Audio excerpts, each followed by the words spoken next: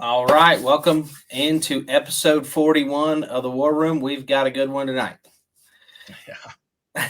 I think it's pretty highly anticipated. As with any shows that happen out there, there's all kinds of things to talk about that a lot of people generally probably don't talk about. So there is definitely opinions on both sides and stuff we want to discuss, and we want to bring the players on that were, kind of in the mud here to talk about it. But first off, I want to give a huge shout out to Robbie and Andrew and all the guys that made the show happen because I mean, Brian, we know what it's like to put on these shows and the risk that you take to take on Freedom Hall with all the stigmas that come with Freedom Hall, right? The track is going to be terrible. It's hard to load cars in and out, all those things, right? To take on all that and get it right in just a short couple months, pretty impressive. Yeah, absolutely. We went down there and I didn't know what to expect. I'd seen prior shows that had happened there. Familiar with the issues that they had in the past. I had never personally been there before. Very impressive facility. And then to show up and kind of just see, Robbie and Andrew in the Twisted Metal Motorsports group, really had a really professional setup going on, the inspection line, where the cars were being staged and all that. It was just a really, really well thought out preparation for all those things at the event. So very impressive for those guys to get it done in the amount of time that they did. And like you said, putting these events on is a tall task for anybody. How long you've been around or not, it doesn't matter. Each event presents its own unique challenges. And I'm sure Robbie and Andrew definitely faced several of those and were able to overcome them. So, very impressed with what we saw. Yeah, we'll get into the show just a little bit more.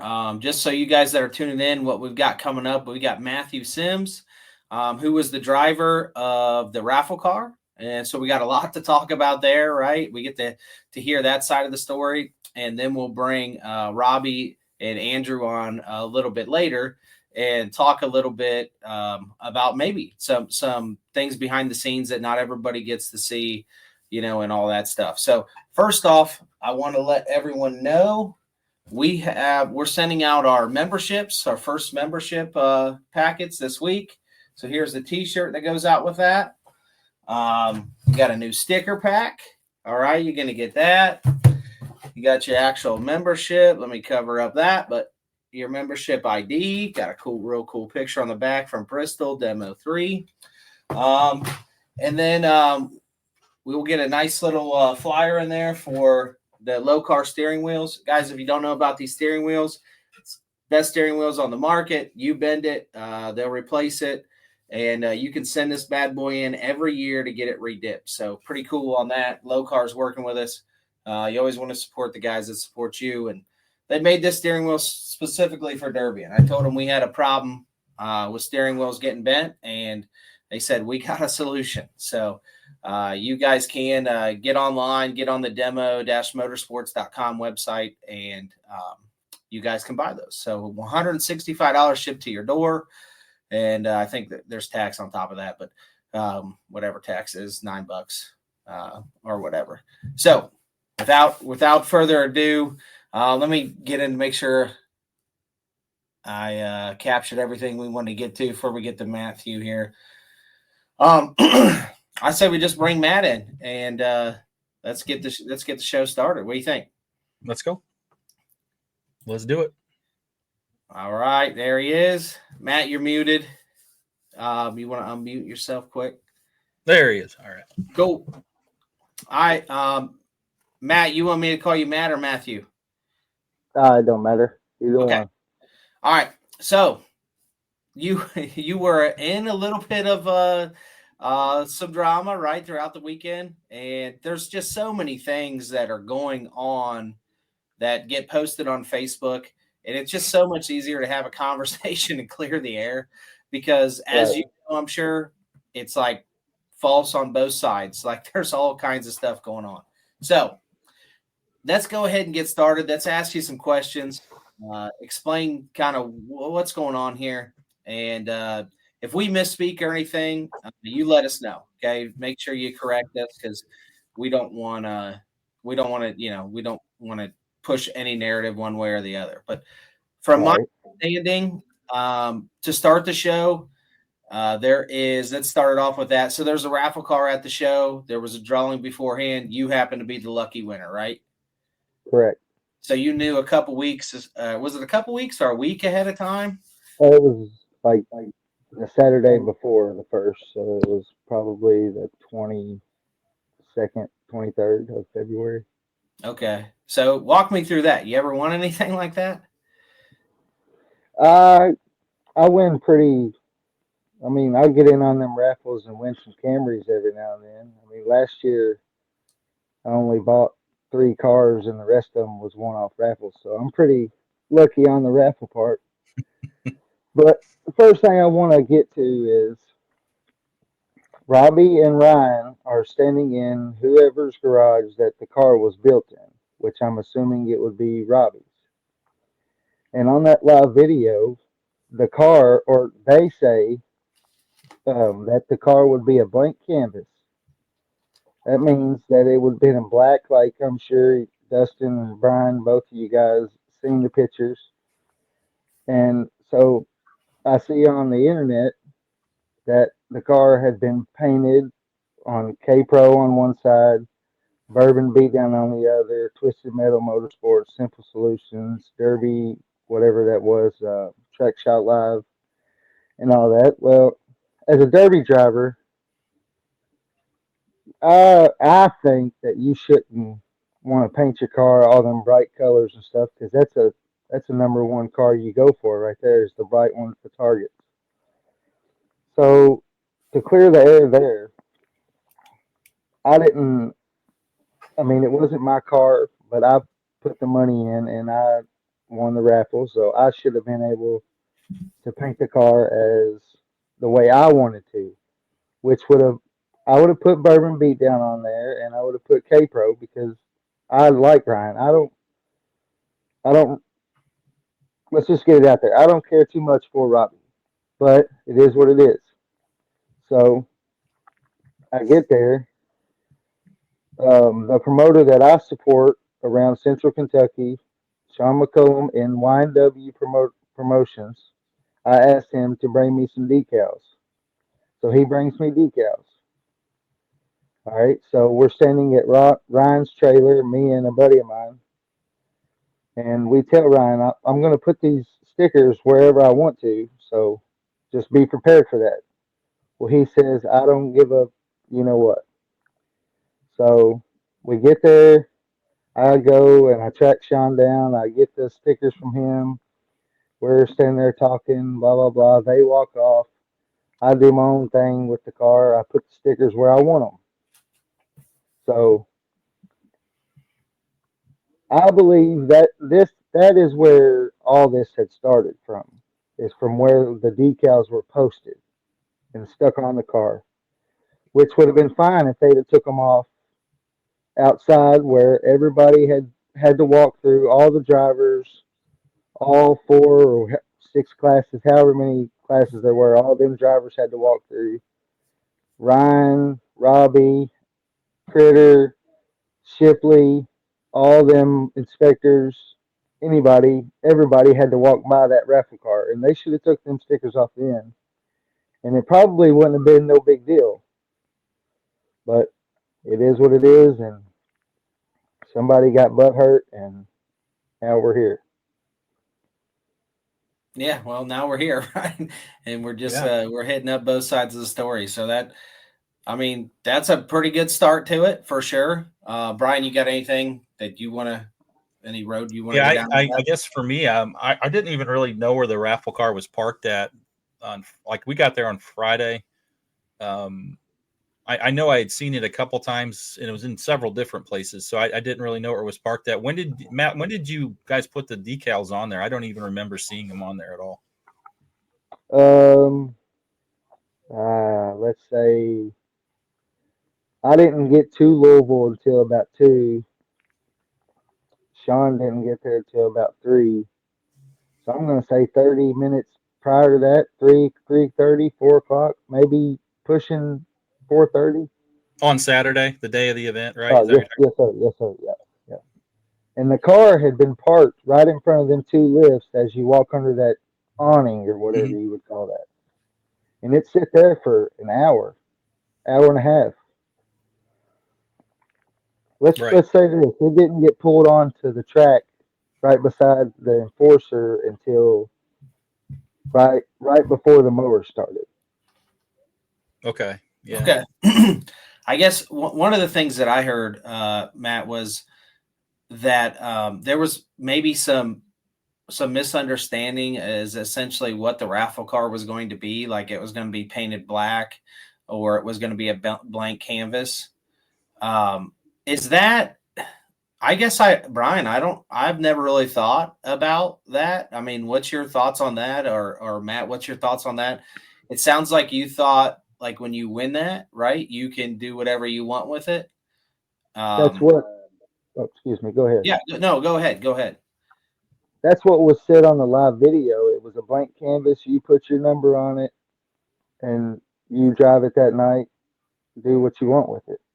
Were But you like were I you said, go were you ahead. Go told ahead. anything? Were you told anything different after that? After that, you heard that? Like, did they reach out to you at all and say, "Hey, man, we're gonna paint this thing up. We're gonna put No, all I of our." didn't. I figured once I seen Sowers there that he was going to get a hold of it, which was cool. I was Yeah. probably going to get Sowers to put my number and my name on it anyway. Yeah.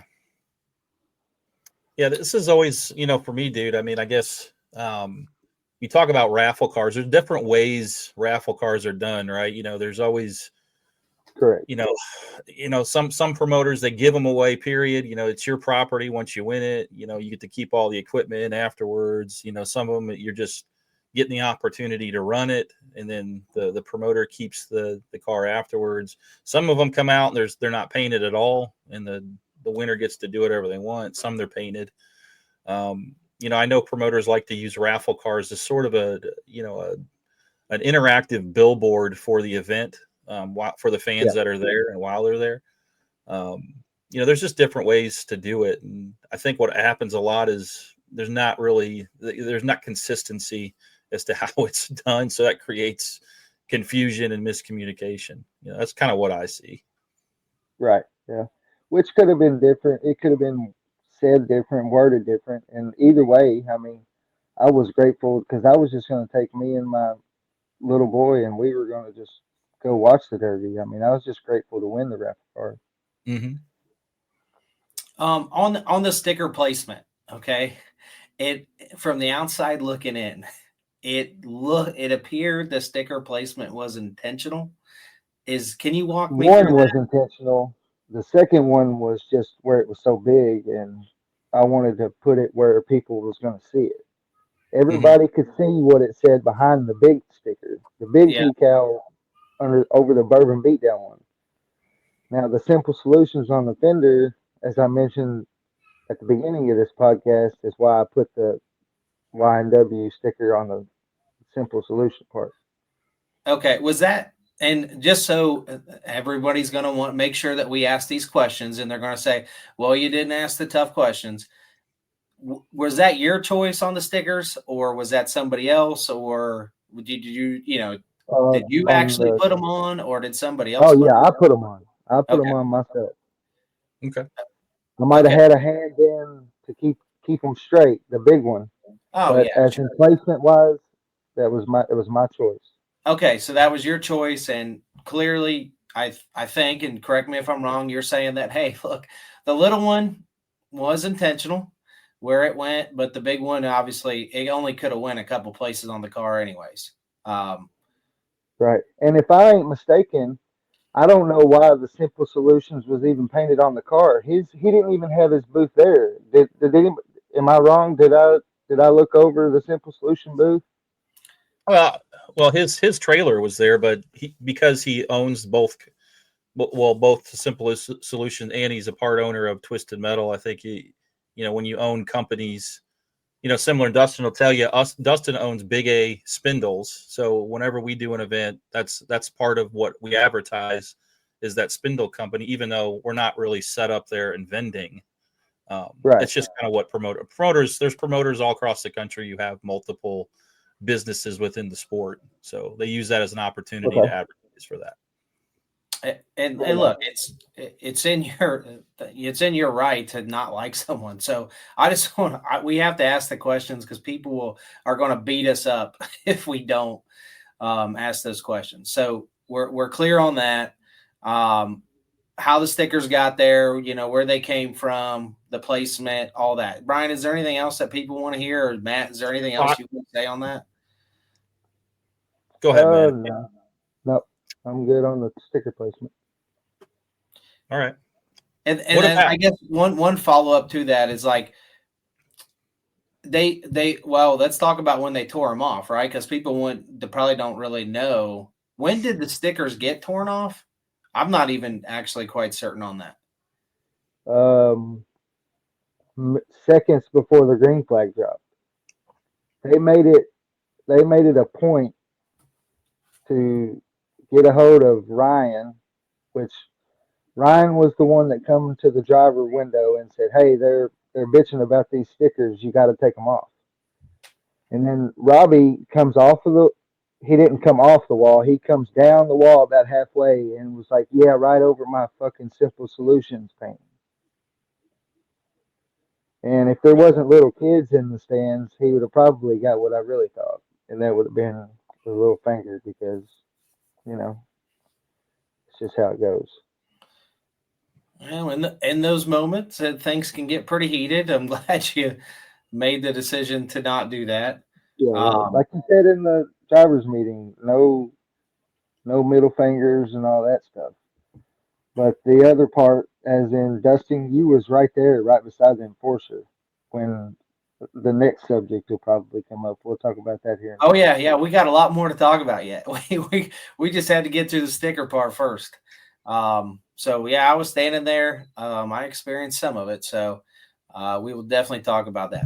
My last question on the sticker part is: do you see any reason that somebody that let's just say Robbie in specific would be pretty pissed about the sticker placement? Not that anyone's right or wrong. I'm just asking, do you see where anyone could be mad?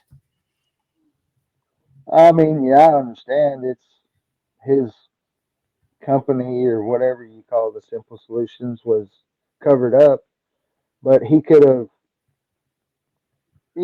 Let's just put it this way: you can't tell me that somebody didn't see that car sitting outside of the track, and the stickers could have been removed then, not in front of 50 drivers and 2,000 people in the stands. Yeah. Okay. Yeah, well, that's fair enough. And Sure. mean, I appreciate the answer to the question. All right. So, Brian, you got anything else on that? Not on the sticker decal stuff. It's just, I like to hear both sides and both perspectives, and I think, Matt's definitely got, his view, and it's valid, and that's okay. Everybody has their way of looking at it. So. Yeah, we're not really. I mean, Matt, you know this. People have opinions, and you ain't changing people's opinions. It doesn't really matter. We're just here to talk about it because people want to hear it, right? So, Absolutely. We're not really here to change opinions. We're just here to ask questions. We're going to ask Robbie the same questions, I'm sure, and he's going to have his side, right? And then everybody can do whatever they want from there. But all right, after running the car, so. You get in the car, you start the show, the whole sticker ordeal's over, and you get hung up, right? And this is kind of... Did I get hung up, or did the enforcer... It looked like you got hung up on the wall right in front of where I was standing. That's what I could see, is your back bumper off the ground. The left rear tire wheel well and the enforcer bumper was inside of each other, if that's how you put it, or the enforcer bumper was inside of my wheel well. Okay. Did And the enforcer engage in that contact, or were you pushed there? I don't remember how all that went. emotions were high, and people were going to say excuses or excuses, but I think it was engaged. Okay. Well, that's something we're going to have to pull the film up on. I'm sure there's enough cameras. I'm sure that Yeah, somebody has that somewhere. So I was not I was not aware of that. I thought you were hung up on the dirt, but I'm on the ground. I'm not even on the wall, so I can't really tell. But let's right. just say in some form or fashion you're hung up. Yes, sir. And at that time, I know at some point you got your stick broke. Did you acknowledge your stick being broke, or do you remember that happening? Not not that what people were telling me that Shipley had come off the wall beside the enforcer and broke it. Yeah. All right, so That's what I'm I in the thought. car. I'm looking as the camera's facing me. I'm looking over my right shoulder, trying to get somebody to come and get me off the wall. And I'm revving the motor up, putting it forward, putting it reverse. I couldn't hear or I didn't see him break the flag. I'm pretty sure he was yelling in my ear, but I couldn't hear him because I had it to the floor, trying to get somebody's attention because you both probably derby before. You ain't gonna be able to hear somebody if you're yelling over them loud motors. So I was revving it up. And I was looking, like I said, over my right shoulder, trying to wave somebody on. And apparently that's when the flag got broke. So then the enforcer backs up some, and I get loose. And then that's when I tried to line a shot up and was going to just derby from there because, I mean, when emotions gets high, I kind of like the little lead foot. And I look at Robbie, and he's waving his hands like this and waving the flag. So the flag drop, where he drops the red flag. And I'm like, I kind of get all like, what the hell is going on? And then he comes there, and I take my helmet off, and he rips it out of my hand. Well, I don't know what that was all about, but I don't know what he was going to plan on doing with my helmet. But then emotions got even higher. I tried to keep my emotions a little low, but you just can't when somebody's treating you like that. I mean, I think it all started from the stickers, and it just escalated from there. Yeah, well, let's reel it back because yeah, definitely Right. emotions were high. So let's reel it back. Outside looking in, and I want you to take it from, let's say, like a crowd perspective. Outside looking in, this is kind of what I saw, and probably what the video will show. Now, obviously, we've all been in cars, so what happens in the car and what actually happens outside of the car, sorry, two different things, right? Could be Yeah. definitely. So from the outside looking in, I see you on the wall. I see that your stick's broke. You, when as a driver, you can't even see if your stick's broke. So I get that. I definitely hear the motor to the wood for quite some time. All right. Right. At this point, I don't even know, and I'm just giving you my perspective because that's all I can give. But I don't know if that's a raffle car or not. I actually don't even know. I just think it's a car, right? I'm like, damn, dude, this guy is freaking flat footing this thing. like, and then at that point, I don't know. How long do you think you had it to the wood for 20 seconds, 15 seconds? Probably. It bounced off the red limiter 4 or 5 times. Oh yeah. Yes. I mean, she Yeah, was definitely did. Definitely did. for sure. I mean, it definitely got my attention. Okay. So you got this thing to the wood. I imagine that probably at this point, everyone just like me is looking at your car because they're like, damn, like what the hell is going on here? Because there's nothing moving that fast as what the motors are, right? Yeah, So for if sure.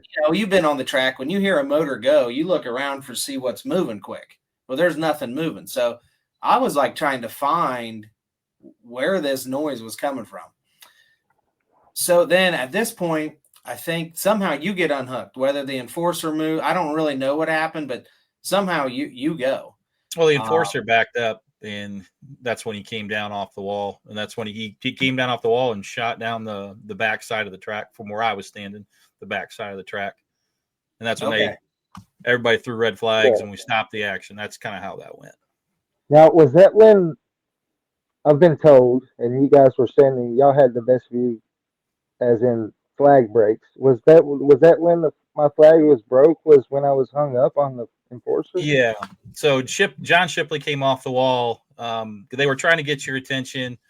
Because you probably timed out. They had watches on, and you weren't responding to that for one reason or another. Like you said, you're trying to get off. You're focused. Things are going on, and Shipley came off the wall and broke your stick, and you kept. Obviously, you didn't know your stick was broke, and you were still trying to get off the wall. And then the enforcer moved back, and I'm assuming that was to, get you out of the way. So if he had to go onto the track, he could. And you got out of the way for him, and so they stopped the action at that point. That was my perspective. That's what I saw from standing. Okay. So I'm not sure if it ever even got broke, or they just disqualified me for raising hell, or yeah, I think maybe moving. Okay, maybe moving after a red flag. That was the only thing I could have. No, it was broke before that. It was just a standard timeout. Kind of thing. Yeah, when I recognized you, like your stick was broke, and then that's when you were hitting the rev limiter, because then that's what drew my attention to the thing. That was just my perspective. I'm sure, there's, like I said, there's cameras there. Now, outside looking in, it appears most people don't hold the car to the wood. So, all right, I'm thinking, what the heck's going on here? And then obviously when I've had this happen to me actually as a promoter, and somebody competed in a car that was disqualified, through time, and they went down and smoked another guy.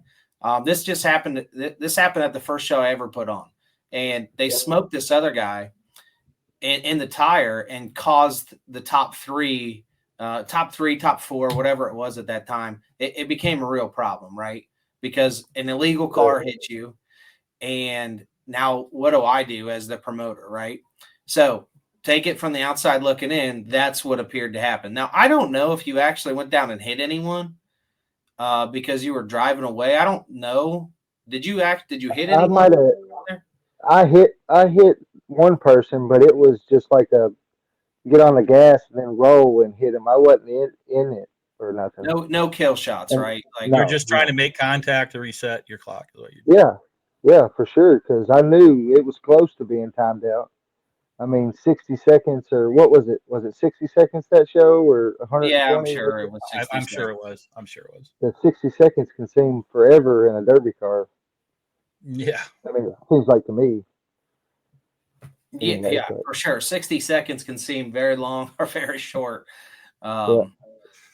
depending, what situation you're in, obviously. But so with that said, outside looking in, you start to, after you see all that, right, then we get into confrontation afterwards.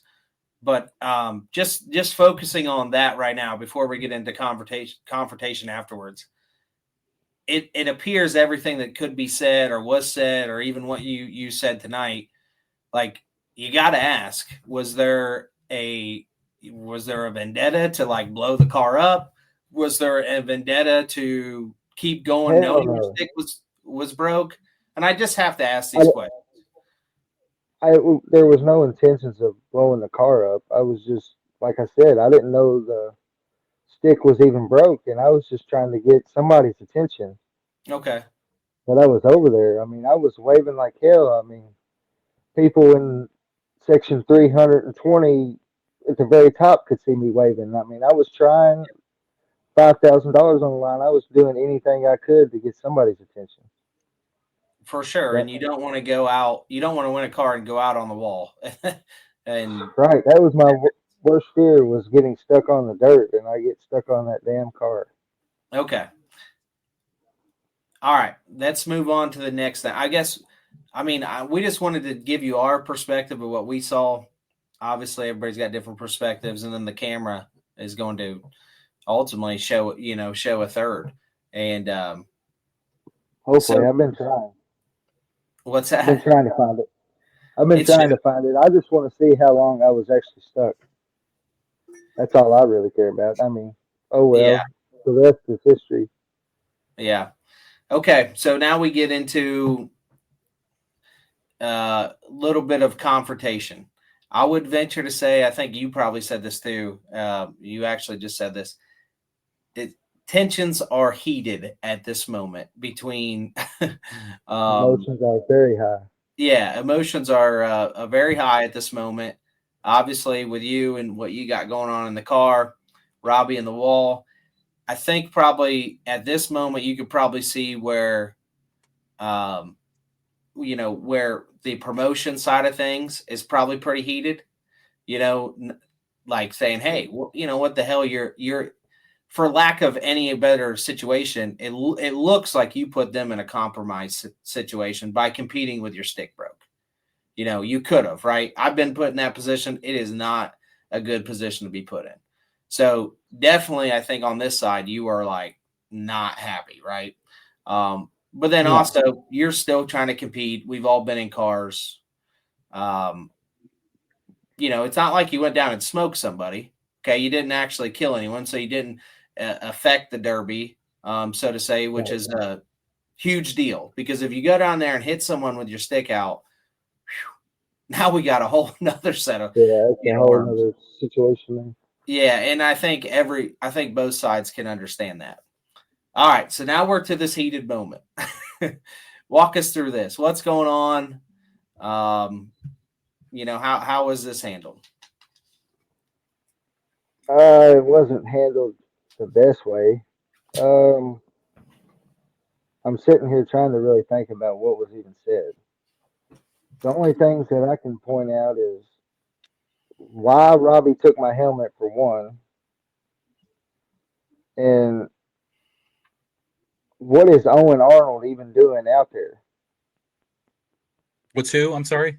Yeah, who's that? Owen, Owen Arnold. That's the big guy in the green jacket that Oh, decided to okay. push me when the back was turned. 600, 6 foot 7 inches, 280 pounds, and he wants to push somebody in the back. Well, I mean, we'll let's get to get real that. here. I assume that he's probably working. He So was I running. assume, He was running equipment. yeah, Um, I assume it probably has something to do with that. But um, so let's just walk through this. You guys have some disagreements about getting out of the car, it appears, or at Yeah. least not getting out of the car right away. At some point, for some reason, it took you guys a minute to get out of the car. Um, this probably also fueled tempers because I'm hmm sure I'm nobody remembers what's said in the moment, but I'm sure some things are going back and forth in the moment.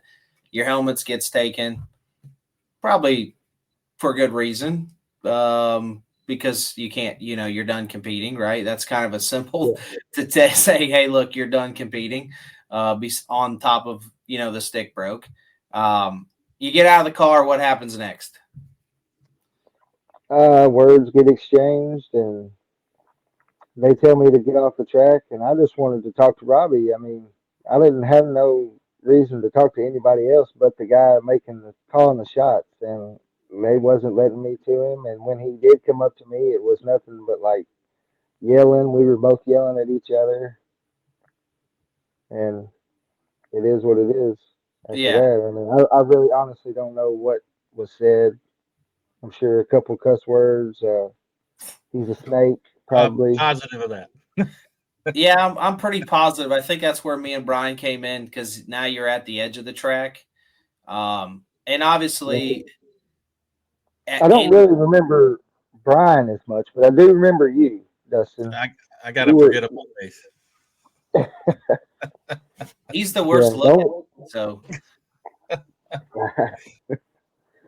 Oh, Jesus. But um, after that, I mean, just when Owen come up and told me to get off the track, I was going. I mean, there wasn't no reason to push me in the back. But I mean, it is what it is. I mean, yeah, I think I think probably. there's definitely some regrettable moments throughout the night on Oh maybe yeah, both sides. Maybe both the sides push, for sure. yeah, the I mean, I pushing don't do it back, on my side. Some of the regrettable moments. I mean, I yeah, wasn't raised to act like a jackass in public. That's for Yeah. sure. yeah. I mean, look, and I'm sure the shoving that can't really do that. That's definitely not something you can do. Brian and I talked about that too. I don't know how you get someone off the track, because you guys were arguing and you got to go on with the show. So not really sure how you get someone off the track in that situation, but you definitely got to get some cooler heads, and that's kind of where, I mean, that's what I was there for, right? I was just there to say, hey, look, I know we got to get a You show. were one of the only ones that was talking to me like a human being. But I mean, I've never been put in the situation as a promoter on the outside looking in. I mean, to me, it would seem like just let the drivers get out what they got to say and just mosey to the entrance or the exit of the track, and it would all been fine because that's what I was just going to do. Get what I had to say out and just you know brush it off and go have a good time with the people I was with. Yeah, I'll tell you from my perspective as somebody who's put on shows now and helped put on shows. Um, I like seeing the emotion out of the drivers. I like to see the emotion out of the promoters and the officials too. That means it's real. It matters. I think the fans enjoy that too. That's part of the atmosphere, and it Yeah. happens pretty much at every derby that I've ever been to. Is you're going to see some of that going on. It's like where does that allowed to stop? And how do we corral it and kind of, hey, okay, we all had our little moment there, but we got cars on the track that are getting hot. Other drivers ready to go. Maybe they were in the zone. And it's like, okay, let's not interrupt it. The fans want to see the derby too. So we had our little moment. We said what we needed to say, but let's move on here. And Yeah, let's okay, move on. and Sure. that's really what I think everybody's trying to get to is, all right, we got it out. Yeah, Everybody yeah, got let's a go. chance to say their piece, and let's move on now. Yes, sir. Yeah, man, and I think on my side, like, yeah, I know you mentioned talking to me was pretty easy, but it's we got a lot of perspective. Remember, it's not my show, right? I'm not like, I don't got a shit ton of money, a shit ton of time, all this energy and doing this. Built, like, I'm pretty sure Robbie built the raffle car, so that's a thing, right? I don't have all Mm-hmm. that, so it's a lot easier to disconnect and just kind of diffuse the situation. You know, if it's Yeah. I think we could all trade places, and if you were in my shoes, you'd probably be a lot cooler head too, right? Yeah. If I was in Robbie's shoes, I'd probably be a lot. You probably wouldn't be saying the same thing about me, and vice versa, right? Um, so I think it's all about perspective there, and like there's just a lot going on, right? And to talk through those things and not do it on like Facebook posts, because dude, just in this short half hour or whatever we've been on here, cleared the air on a lot of things. I think rather than just like I just see so much BS here, BS there. How did the stickers do this? I heard this. And I'll tell you this, man, I have been at the receiving end. So has Brian. So has other people, of false allegations and this and that. That it's just like, where does this stuff even come from? So it's cool to clear the air. Obviously, sounds like everyone. Hopefully, we're gonna have a conversation here in a little bit with Robbie and those guys. But it sounds like probably some different decisions could have been made that night, which would have helped things out. We lost you on the camera, but I think you're still there. You still there? Yeah, he's Yeah. there. I had Yeah. a call coming in. And yeah, and things get a lot better, right? A lot easier. And obviously, you mentioned you don't care for Robbie. That maybe played a factor. Maybe it didn't. Yeah, You and the thing is, I haven't had two full conversations with the man. But if you tell somebody that you got a, it was all over might be holding a grudge. Oh well, whatever. But it was over a spool of 9 wire. I wanted to buy a spool of 9 wire at Bass for Cash, and he said it was pre-ordered. Well, I walked by his booth right after the derby's over, and he's loading it up in his trailer. I might Sure. be holding a grudge, but whatever. Whatever. We don't need to talk about that. Well, look, man. Usually, when things like this happen, there's a little bit deeper. You just got to dig a little deeper, and maybe there's some things that are get uncovered that haven't been talked about, or just were never talked about or never diffused. Maybe that you just mentioned. Maybe that was one of them, right? And hopefully those things can be put to bed. Because dude, I think you got a great opportunity there with the raffle car. It didn't work out. It might have been one of the best built cars out there, to be honest. Mm-hmm. Yeah, I mean, it was. They say he could build a car, and he's got some of the best stuff. But yeah, you were around. You were around out there for a while. I mean, I can't remember what you would have placed or anything, but you seemed like you were out there for a while in it. Common misconceptions with the raffle car are what? It's not built very well. So, I mean, it sounds like you looked it over, and it was a pretty well built car. Yeah. So, I mean, I'm gonna see how them bumpers hold up here in about 2 months. What, those TCJs? Them adapt bumpers or TCJs. What they're called. I think they're pretty similar to the same thing. Mm-hmm. Yeah. So, okay. Well, look, is there anything else that we need to talk about, or we want to clear the air on your side? No, I'm good. Okay. I'm over it. Actually, I really don't. I mean, yeah, it's funny and shit to talk about, but I mean, let's move on to the next show. Well, hey, man.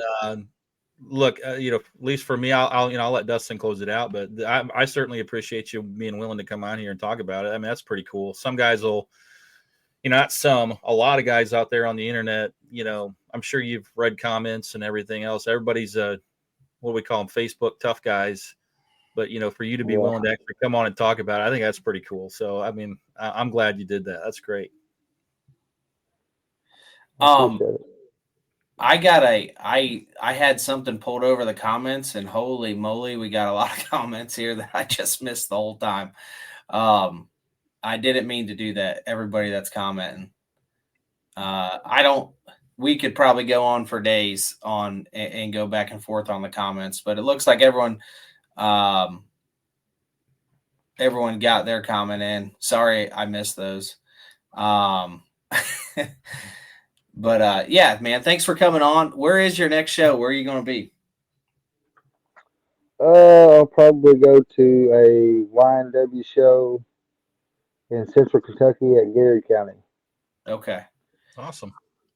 All right. Well, we got some more stuff to get to. We got some enforcer action to get to, and we got to talk about who impressed at the show. So we'll wind it out with that. Matt, thanks for coming on. Yeah, man. Sounds like maybe cooler heads can prevail next time in all circles. Sure. And for sure.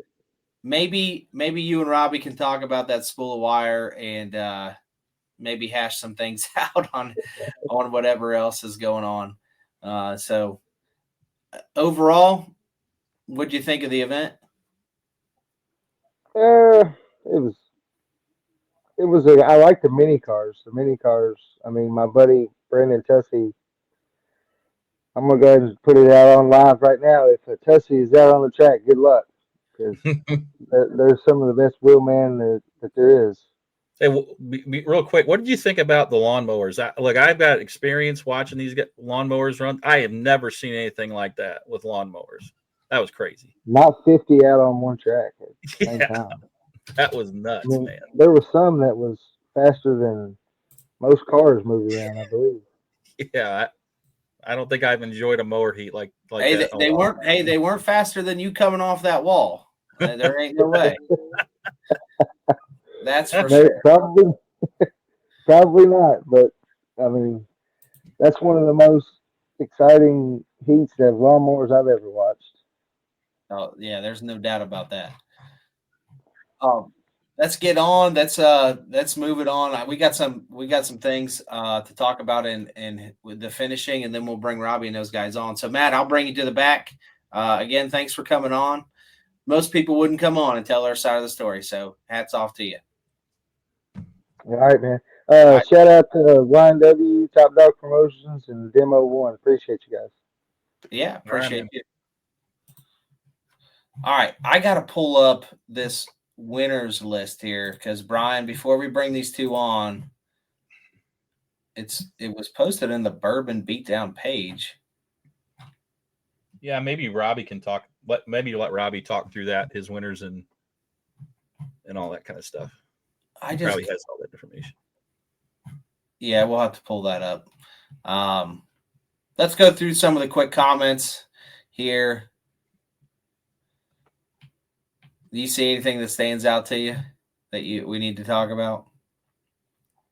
I think there's a lot of people that want to hear about the enforcer situation. It looks like so. We'll certainly talk about that. Look, I mean, it's the typical response.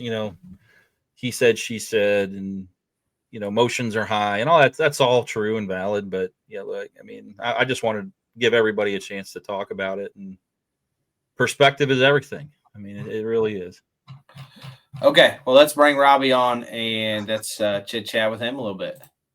Robbie, Andrew, coming on. Robbie, you're muted, bud. All right, Robbie. I don't know if you got a chance to hear that, but a quick little recap. Essentially, I think what we got to was there was a little bit of a vendetta. Okay, it sounds like, and maybe not well liked, and the stickers were placed, or at least one was placed in a particular spot. Little disagreement on if they should be able to put the stickers on the car or not, and we kind of talked through that too. But it sounds like that's where we were at, right, Brian? Yeah, for sure. And we tried to give some perspective. I think Matt also cooler heads are prevailing, now. So I think there's been perspective both ways. Anything that you want to, if you heard that, anything that you wanted to comment on? I'm not the one that makes all the calls on the wall. Most of the time I was on the wall, I was writing down who was doing, where they were at as far as they broke their stick, what position they got, writing all that down. I know there's a miscommunication that I was the only one making those calls. I had a team that did that. Yes, I was listening, and yes, I did speak on there at times, but when he was hung up on the wall at the end by the enforcer, there was a lot of communication between the two end guys on that end. And Mike Decker was actually calling for the enforcer car to come out and hit one. I don't remember the number, but it was a white car that was along the wall. And I remember one of the flagmen saying, "Do not knock the car off the wall that is hung until he times out." And I believe they give him like 3 minutes of being hung up just because it was the raffle car. I do know that I heard over the radio. I didn't see it with my own eyes. I do know that they did say that the raffle car's back end, the trunk or rear bumper was on the dirt. Because once his flag was broke, John had broke his flag. He shined him with the laser and he went out and broke it off. And I'm pretty sure they even communicated. I haven't watched it because I'm still trying to catch up from the shop where I missed a week trying to do the Derby. So I'm going to buy it from Throwdown TV and watch it myself. But I do remember hearing a lot of the communication. And once his stick was broke, I think the goal was for him to pull over on the other side to let the enforcer do what we were trying to get it to do, along that one wall over where Mike Decker was. The enforcer did back up and still had to knock that car off, because I remember hearing one of the officials on that end tell him that that he was gonna have to hit it to knock it off of that dirt. So Jimmy, I believe, was on that end. He sounds like he's chiming yep. in. I believe Jimmy was one of the ones that was in communications with John on both sides of that opening. Yeah. At times, don't hold me on it, but I was told at times the tires was not turning and they were just holding it on the rev limiter, like trying to blow it up. Not saying that he was, but maybe it was between gears. I don't know, but it was just sitting on the rev limiter. But once his stick was broke, the enforcer did have to back up and knock that car off the dirt. And once that happened, the car took off toward the way it was going, throwed it in reverse while it was still going forward, backed all the way up, and then went all the way down the track and ran into cars that would didn't plow into them because they were moving forward. So there wasn't a whole lot there to hit. Ran into the back bumper. And that's when I went out and said, hey, you got to get out of the car. Like, you're out. Because if he would have actually hit those cars, and that would have changed the whole game. And that's something that I can't change if that happens. That's not fair to the guy that was still in competition. So once that happened, he's arguing, I'm arguing, right? Like, you got to get out of the car. Come on. You got to get out of the car. You're out. You got to get out of the car. So once, he's still mouthing. He sets his helmet up on the hood. I've derbied since I was 10. When tensions are high, it's not a good thing to have a helmet in your hand when you're, so I know the helmet's his. I'm not doing nothing with his helmet. He won it with the car. So I took the helmet in my hand. I wasn't going to give it to him when he's mad and yelling and cussing and, all back and forth. I'm not going to let him have his helmet where he can use it as a weapon, right? I mean, that's common sense. How many times you see drivers hit people with their helmet, especially in a situation like that? I try to get him over to the opening. I'm like, come on, buddy, we got to go. Come on, we got to go. Come on, we got to get off the track. I got the show started back up. Cussing. You all, this and that. Come on, you got to get off the track. We get him over to the opening. Starts it all over again, and then that's when Tudor comes down, and I don't know what he said to Tudor. I don't know what they said to each other, but he gets shoved. Once he gets shoved, instead of still going toward the gate, he makes a hard right. Now he's got his helmet in his hand because he ripped it out of my hand when we got over there close to the gate. And he's headed toward the crowd. I mean, you don't know what he's going to do with the helmet again, right? So, yeah, and to Robbie, to reel that back in, I mean, it didn't get de-escalated very well. That's for sure. I mean, it kind of just kept happening, right? And yep, I'm not sure how this situation would ever get de-escalated, really. I mean, there's just not. I mean, right. I think we walked through this with him, right. And I'm not blaming fault. I'm just saying, like he said, tensions were high. Yeah. So I was just walking through the steps of what went down, right? We're trying to get him off the track, get the derby started back up. So. Yeah, and it sounds like probably better decisions would have been made if it wasn't the heat of the moment. And even there was some tension brought up there that maybe of the past. It tends to, when things like this go down, there tends to be some underlying issue, and I think that we uncovered that. But I asked about Jimmy says, and maybe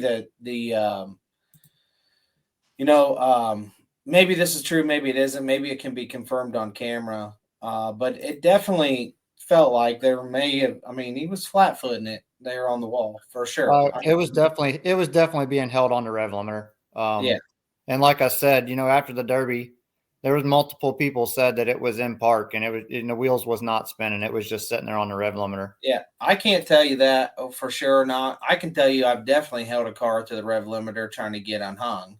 But if it's a park, that's what I'm saying too. Like I said, that I wasn't over there, I couldn't see the tires spinning, but that's what was said after the event, that it was being held on the rev limiter for a very long time. So Yeah. I'm not sure. Maybe he thought he had it in gear. I don't know. Well, that's an interesting thing. Look, we got to get on to. Is there anything else that you want to say on that? No, I mean, I wish things were different there, but you know, and it wasn't no grudge toward the stickers or nothing. You know, the sticker situation wasn't even that big of a situation. If they would have asked to put those stickers on there, we'd have had them put them somewhere other than over our own stuff. You know, that was a lot of work that I put into that car to make that happen for whoever won it. The least I could do is get my name on the front fender. I guess Yeah, that's well, probably I think that's probably my biggest issue a little bit. You know what I'm saying? Like we've worked our tail off and stuff to get that car, to get the venue.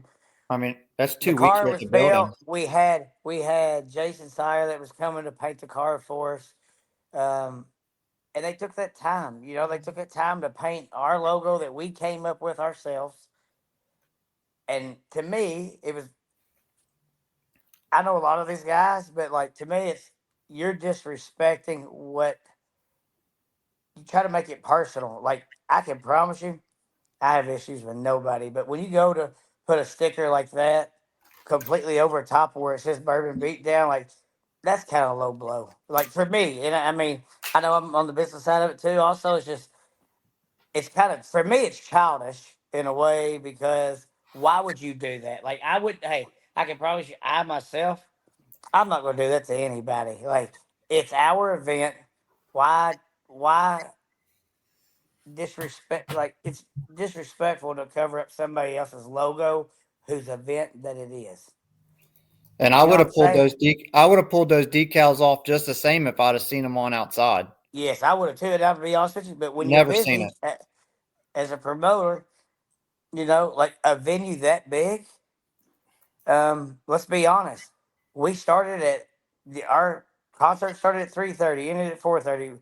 We were pulling cars on the track at 5 o'clock, and the Derby ended at 12 a.m. Like we didn't have time to do anything. So We yeah, we missed it. we We were in the missed. driver's meeting when those decals were supposedly put on that car. I mean, we came straight from the driver's meeting, straight inside. I ran the Power Wheels Derby that started at 4:30 right after the driver's meeting. I literally told the Power Wheels as I was walking by, "Let's go to the track." I opened the door, Power Wheels went to the track. I never left inside until the guys, Derby was over. Brian, and correct me if I'm wrong. You were in that conversation with Matt. I don't think that Matt was denying that that at least the one sticker was purposely put on, right? Yeah, I think he said the one over the simple solutions was intentional. The other one, it was just a big decal, and there was really nowhere else to put it on the car, so that's where they put it. So yeah. So there probably it sounds like there was some intention there. Maybe at this point in time, probably rethink that, but sounds like obviously it was purposeful. But Yep. You know, to me, I feel like it was an action looking for a reaction. I feel like they were put there wanting the reaction that they got, you know. And I don't mean that negatively, but there's no good outcome to doing that to what they did, you know, or what that was done, right? And who's truly behind it? Let's be honest. Like who's truly behind it all? I mean, obviously he didn't bring those stickers with him. Yeah, he said Because that Sean he also was asking for other stickers to be placed on there. We also, you know, he gives yeah, a shout you know, out. So a lot of people talk when you're in the derby world, you get every side, like selling parts and stuff. I've had multiple people tell me that he asked for Top Dog Promotions stickers to put over top of my logo also. You know, that's just a jab at me, I think, because I've actually, you know, I'm working my butt off to get what I got going on. And, you know, and and let's be honest, John Peck is pretty stand up guy. John Peck's never said a word. He's never been upset about the venue for us. And I mean, he's never that's not John Peck. And that's the So thing. Like, there's a miscommunication there, thinking that I'm not friends with John. I'm friends no, with John. I John's don't run legit. John's shows because I've got so much going on. Like, I'm friends with John. There's a But for me, and I'll miscommunication there. say this, like I like the other person, but for me, I'm 45 years old. You know what I'm saying? I got three beautiful daughters, my wife and stuff. There's more to life than sitting on a computer and always commenting all the time. Like, if that's all Agree. you have to do, like, we have failed in society. I'm just being honest. Like, we have completely failed society. Like, this So stuff don't get me through the gates of heaven. Um, we got to be nice people, good people. You know what I'm saying? Like, it's so sad that we have come to this. And when you're an adult and you're acting like some high school girl sitting behind a computer, it's sad. Like, I don't know. Like, I'll continue to help. I promise you, I will spend every ounce of the time I have to make this derby with Robbie at Freedom Hall the biggest derby in America if I have to. We will so put a team together with some of the best guys, and I felt like we did that. You know, I've Yeah, always we got to get into that. We got to get into the show stuff. hey But there real, is real quick. Go I've ahead. always supported Sean. I've talked to him at the Fair Board conventions. Never had an Same. issue with Sean. I don't have an issue with Sean. I see some of the Facebook messages he put on there that night after the decals got ripped off. I mean, that's pretty cruel things to say over some stickers getting pulled off of a car. Those stickers, if he would have asked, anybody that truly knows me would have said, yeah, put them on the hood, put them on the roof. I would have never said put them over top the decals, you know what I'm saying, or over top our logos. I would not have had a problem with those stickers being on that car. And when that car came on that track, one of the officials said, why is there young and reckless stickers covering up the Bourbon Beatdown? I went straight to Ryan Kratzer like, how did that happen? I never even seen it. Ryan said, let's go rip them off. Yeah. We went out there and ripped them off. I mean, I'm not going to leave that on there covering up my logo and stuff. You know what I'm saying? Yeah, I mean, look, to sum that up, because I think we went through it. I think we know Yeah. kind of where both sides are Yep. at. I mean, I'll tell you this: if we have like a raffle car every year, and if anybody had their stickers on there that didn't have anything to do with that raffle car, there's zero chance it would fly. Agree. Now, look, this also does bring some understanding that maybe there needs to be like understanding what you can and can't do with the raffle car too. That's kind of what I took out of it too, is like, okay, if you do win it, is it yours? How do I think that probably has to be some clarity, but I mean, Brian, I don't think that we would probably let anything on a car that people and the reason why is because it's a billboard, right? It's like our billboard. Well, yeah, right. So a raffle car is a billboard for the promoter to advertise their logos, their information, their affiliates, their sponsors that they have.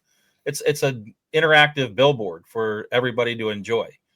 For me, if stickers were going to be put on that raffle car, all I would ask is, hey, just ask me. Ask me and we'll walk over to the raffle car. We'll look for a spot to put them. And that's perfectly fine. So if that didn't happen, okay, well, that's, I could see how that's a problem. And that would happen. I can promise you, I would have put their stickers on there and placed any of them. I mean, that's the type of person I am. The miscommunication might have been that we don't actually own that raffle car. Ryan Kratzer does. I just put it together for him, donated my time and parts toward it, to make it for my show, to give somebody another opportunity to drive. So maybe that's the miscommunication, but we paid to have it painted. That you're getting to drive the car. That was it. I mean, it's very clear. They were getting to drive the car. Sometimes things like this get brought up, and this is where you got to clarify what is what, right? So I agree. And it's a good learning experience. I don't want to get too hung up on this subject because look, we had Matt on. You guys got to talk. We definitely cleared that up. We have a whole enforcer deal to talk about, boys, and we got to talk about who performed that night. Real quick, you got to pull up Andy's comment. Andy Lee. Yeah, exactly. That was from King last year. Andy had our raffle car and ended up on his lid. All right, real quick. All right, before we get into the enforcer stuff, Robbie, where are these results at from the show? Kay's pulling them up right now. I had them on my phone, and I've got them pulled up right now. If you want me to go through it. Brian, send them over to me, or here, let me put it up online because I'll tell you this: one thing we have to do is there were some performances that night that we have to talk about. Agree. And these guys deserve credit. Oh, it's kind of blurry. Make it a little bigger. You're testing my knowledge right now. Push control and then scroll your mouse. There we Look go. at that. Look at that. Look at that guy. Real quick, mowers, craziest shit I ever seen. Hey, you stay tuned for my big announcement about them, big fella. Dude, I'm telling you, Andrew, you were such a big fan of him right before the event, man. You mean that meeting? craziest You shit mean I've ever hey, seen. You mean my buddy Toby Hiley and Robbie's conversation behind my back? Whatever we do, we can't let Andrew talk to him. Yeah. I did not want Andrew close to the mower guys because I thought he was going to load them all up because he was so tired of dealing with it. Anybody else that stands out that we got to talk to, let us know. But I got to give and I'm just going to give my shout outs to people that I thought stood out. You guys can call your own out. Go down to this Garen, is it Walters or Waiters? Waters. Waters. Garen Waters. Dude. Waiters. Sorry, man. Jesus Look, Christ. I'm just trying to give the guy credit. This guy put on an absolute show. I thought for sure Joel was going to win it. I thought he had it wrapped up, and he beat one of the best drivers out there. And he did it probably with a lesser car. And I'm sure Joel hated to lose that way. He really wanted to finish out. And he ran a derby that he should have deserved to win. But the fact that this guy stayed in there with a lesser car, I thought was a hell of a performance. Anything else you guys got on that? No, I agree. Go ahead. We did have an overall Mad Dog there. Well, in the street stock class, Eric Rice, we had a rollover there. I mean, he hit hard enough to turn 2 cars over, so that's pretty impressive. Yeah, that was him and Jason Kidman, Yep, right? him and Jason Kidman, yep. Kim is pretty known for flipping.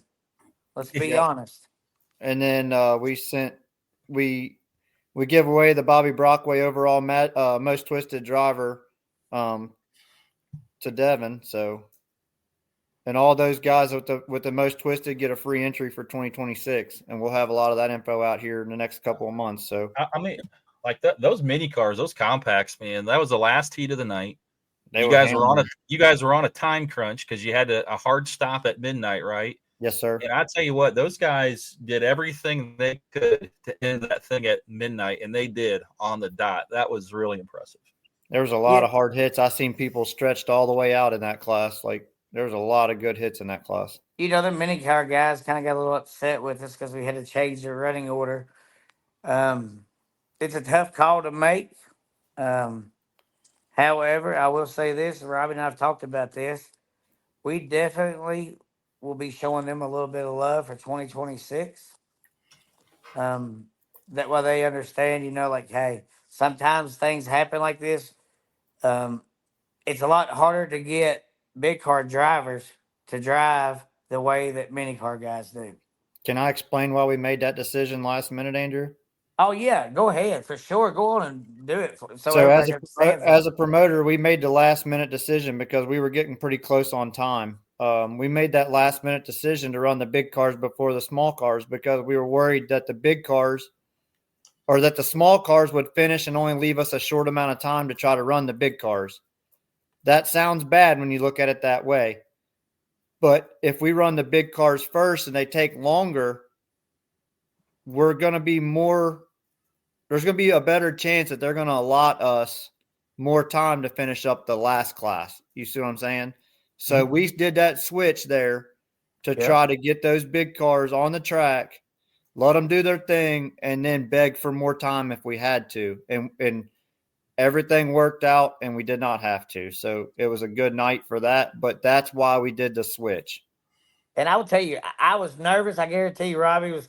I know, my family and them were up in the suite and stuff, looking down and checking the time. And then one of our contacts with the venue is like, hey, how's it looking? How much time do you think, how much longer do you think it's going to be? And this was at 11:53, I think, when I got my text message. And I'm like, she's like, "Is there anything that you need?" And I just put time. And then when she put how much, and I'm thinking, all right, these little guys here, I'm thinking maybe 3 minutes. I said 6 minutes. I think they'll be done in 6 minutes. And then all of a sudden, she just sent me a message like right at like 11:59. It says, "Hey, just breathe. I think we'll get through this. Don't worry." And then See, it there you ended go. instantly. So the venue, I will tell you, like, they're very adamant. I know their workers and stuff, like they have to plan all that. That's what a lot of people don't understand. Like the a lot of this is planning in a year in advance. You all know this. Like some of your stuff is a year, 16, 18 months planned when ours was 6 or 7, 8 weeks at the max from the beginning to the end. And these people need to know like that stuff is already negotiated in these kind of contracts. Well, when our contract wasn't negotiated the same way because of the time frame, things are a little different. You know, time and venues like that is very costly. But hey, they worked with us and everything's been great. Yeah, we know all about that. Right? Yes, we do. Yeah, we certainly know all about that. Real quick, couple more shout outs. Look, everyone on the list deserves a shout out, but I want to know who this Wade Ayers and this Presley Ayers, is that how you say their last name? Because Yep. those guys, and even Dylan in third, like, but I know who Dylan is. He didn't just get on the radar here. This Wade and Presley, I mean, who are those guys?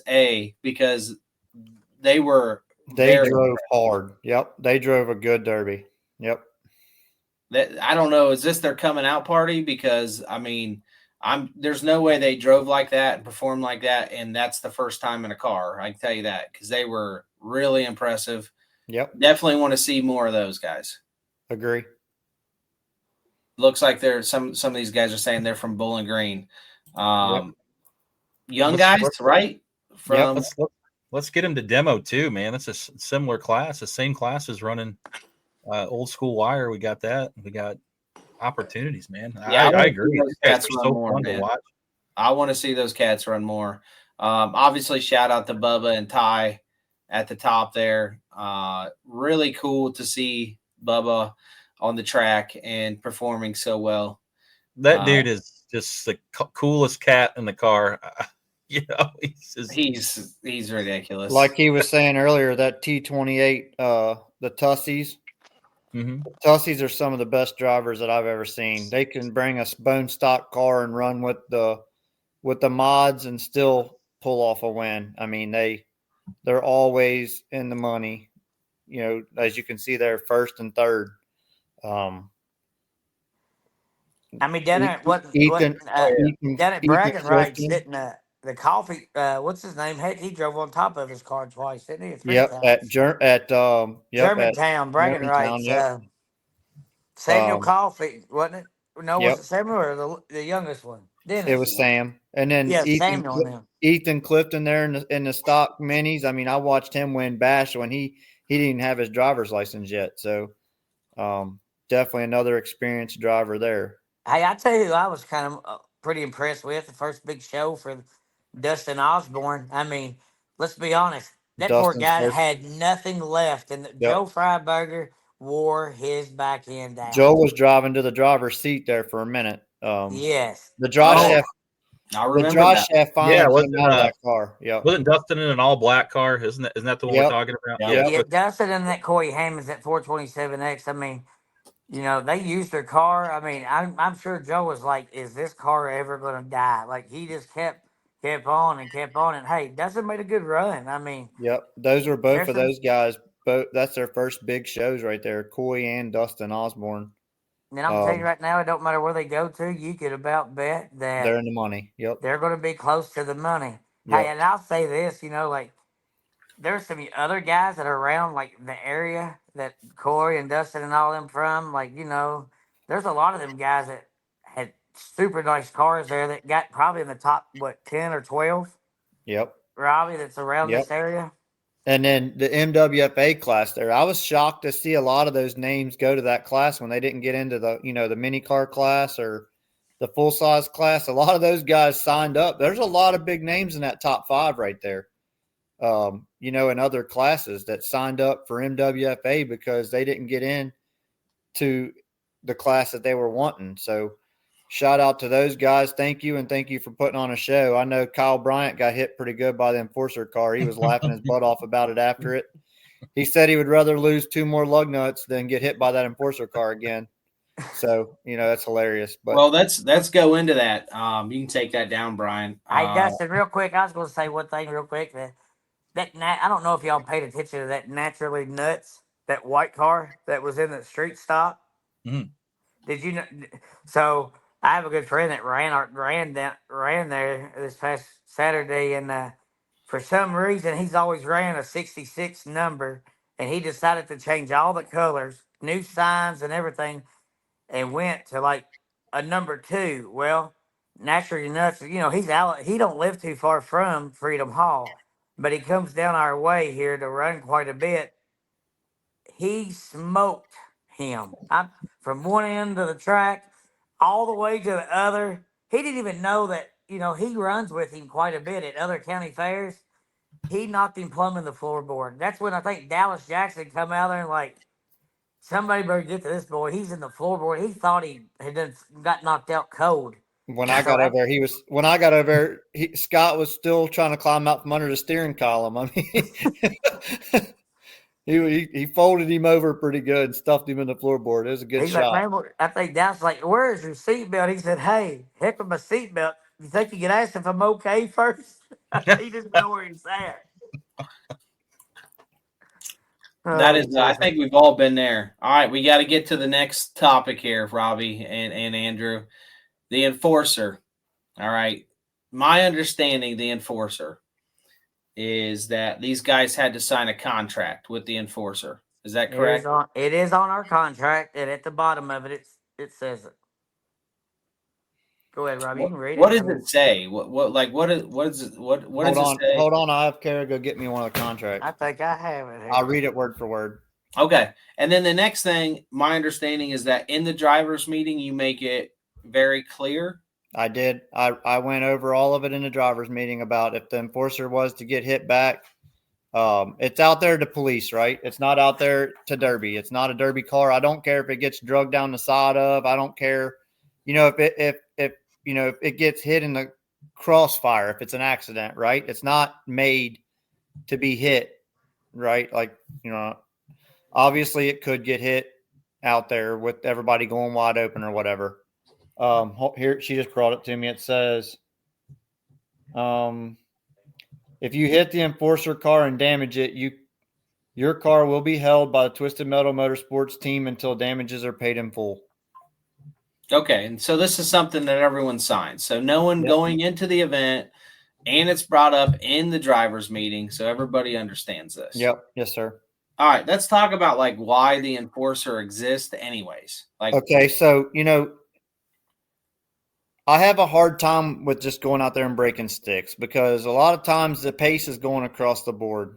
Everybody's running about the same pace sometimes, or maybe you just got one or two. You start going out there breaking sticks, in my opinion, you're starting to try to control the derby. Or, with the enforcer car, you can go out there and give them a warning and they stay in the derby still. And it's just a warning shot. It ain't out there to kill them. It ain't out there to just like to put a major damage in their car. It's just like, hey, pick it up, right? Like, let's get going. That's what the enforcer car is for. And it's good entertainment for the kids in the crowd. I was that kid. Essentially, what I'm hearing though is it's entertainment, right? To ensure that you have entertainment, it entertains a couple different ways. Yep. Everybody knows what it is, and they know what they're signing up for. Yep. Well, so they do know. Hey, Dustin, they do know what. Well, they do know what they're signing up for. But this enforcer car is from 20-some years ago when it all come about with Dent. When it was on blacktop and everything. However, I feel like guys that are our age in the 40s, we respected back then, what Dent was. We have a lot of young drivers now, so it's not the same. So with what it's used for now.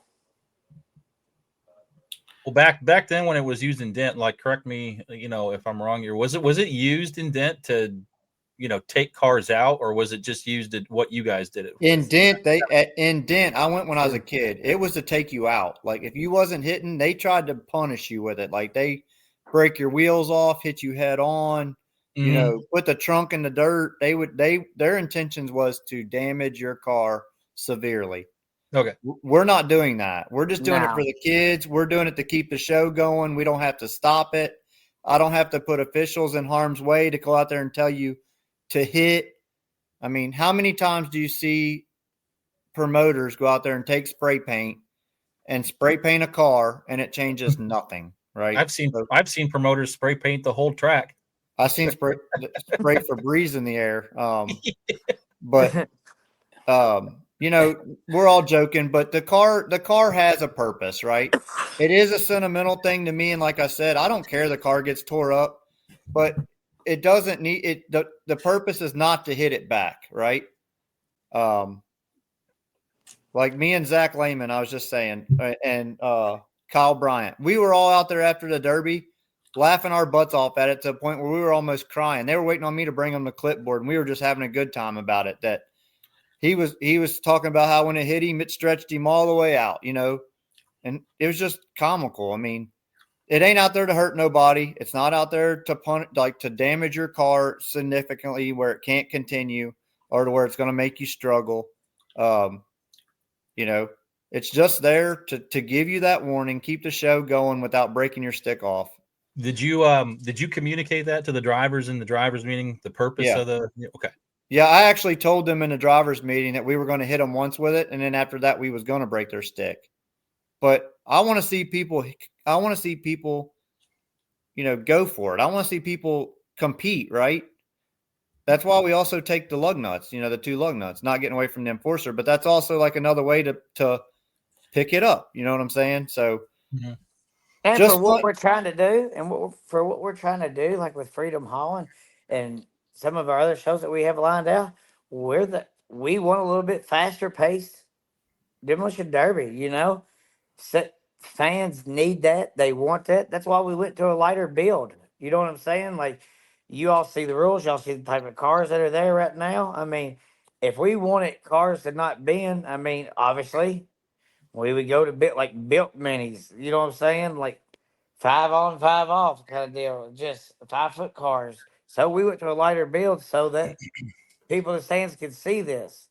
That, cars are bending. And so, no, we didn't want this car to completely destroy him. We just want them to get motivated. Like, hey, we got to get going now, and it helps with the time. I mean, when you're on a time frame, I mean, you got to do what you got to do, but you also, man, you take somebody that comes, from Missouri or from Arkansas or other places, to come down there and their style of driving, you take that away a little bit and you break their flag. I mean, I guess in a sense, I've read some of this stuff, and I don't get involved in social media like that kind of way, but like, you don't want to dictate the outcome of a demolition derby. And if that was the case, we probably ought not even do any of it. I mean, you gotta let the guys dictate who wins. Yeah, and I agree with you on that. I don't think you're here. I don't think we're here to talk about or change anyone's opinions. Like, people are gonna, like, I'm reading comments. Hey, you shouldn't. It should be hit back. It shouldn't be out there. All these things, right? The fact of the matter is, and kind of what we spelled out for everyone is, if you pulled on that track that night, you knew, what you were getting into, and I think that's the most important thing here. Yeah. Because that's undeniable. It's not debatable. Everyone knew about it. You don't get to use the excuse that you didn't read it before you signed it, or you didn't go to the driver's meeting, because now you're telling on yourself twice. But you missed a mandatory meeting too. So did they miss that mandatory meeting is the thing. They didn't. Yeah, so let's get into that. Okay, so the enforcer hit several cars throughout the night. It obviously hits a van. For those of you that didn't know, a van hits it back, Robbie. The consequences were clear. I'll just say what it looked like from our side. From our vantage point, it looked like the person who hit the van decided they were going to pull off the track and get out of there because they knew the consequences. That's Brian, me and you've talked about it. That's kind of what it looked like. Now I don't know if that's true or not. But. Well, I've seen this happen at other shows, not with an enforcer, but when you're upset as a driver and you feel like you're about to get put on the spot, so to speak, I've seen guys try to drive off the track and get out of there and load up and leave. I mean, and that's just, I've seen it happen many times. So that's what it appeared to me. He knew he was wrong and was trying to get off that track and get out of there before someone could stop it. And looked like you guys got some pretty good skid steer guys that swooped right in and picked the front of that thing up and said, "You're not going anywhere." At that point, again, now we're going through tensions are high. But Robbie, what people really want to know is what was the conversation like? And did you keep the $2,000? Did you get paid the $2,000? What happened there? Who came up with the $2,000? Because Robbie, I mean, I'm seeing like all kinds of stuff all over the internet of what actually happened. Did you impound the van? Like what happened here? So when it all went down, I was working on something else that we had going on behind the scenes with Andrew and I. So I didn't actually see the van hit the car. I heard it through the headset, and I come down there after they had already had the car picked up with the skids, or the front of the van picked up with the skid steer. And Joseph, the guy that hit it, I'm friends with him. I've sponsored him tons of parts for different derbies, and his sticker is actually on my golf cart. We hang out at Germantown every year at every derby. I support him in every way. So it was definitely a shock to me that's who that had did it, because I just never thought that would have happened. So I talked to him for a minute. I went back to finished up what I was trying to get done behind the scenes. We had a couple of things we were working on. And I was pulled in where the officers had him in a room, and me and him had a conversation. He wanted to know what I thought the damages was worth on the car. I told him I didn't know. Like the door, I don't know where I'm gonna find a 4-door 73 Chrysler Imperial door, because most of them are 2 doors, and they're a crappy derby car in today's world. So a lot of them are scrap material, and gone. So, we talked back and forth, and he's like, "Well, what about $2,000?" So I'm like, "You know what?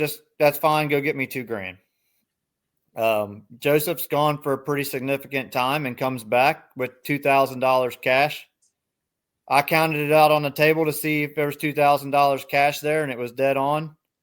I handed it back to him with the skid steer key to give to my guys, and told him he could have his van back, and told him that he disrespected me and, everything that we were trying to do at the event. We had a conversation, and, I just told him that he disrespected me, and, that he knew what we were trying to do there with the enforcer car for the kids and for the show. And, there's a lot of people in that facility that's never even seen a demolition derby. And that enforcer car is like the highlight of the thing, of the weekend. Even the people that work at the facility, that's all they want to talk about, is how that enforcer car was so cool. And the lawnmowers, of course, Andrew's favorite. But yeah, that's what happened. I did not take $2,000 from Joseph. I would not have taken $2,000 from Joseph.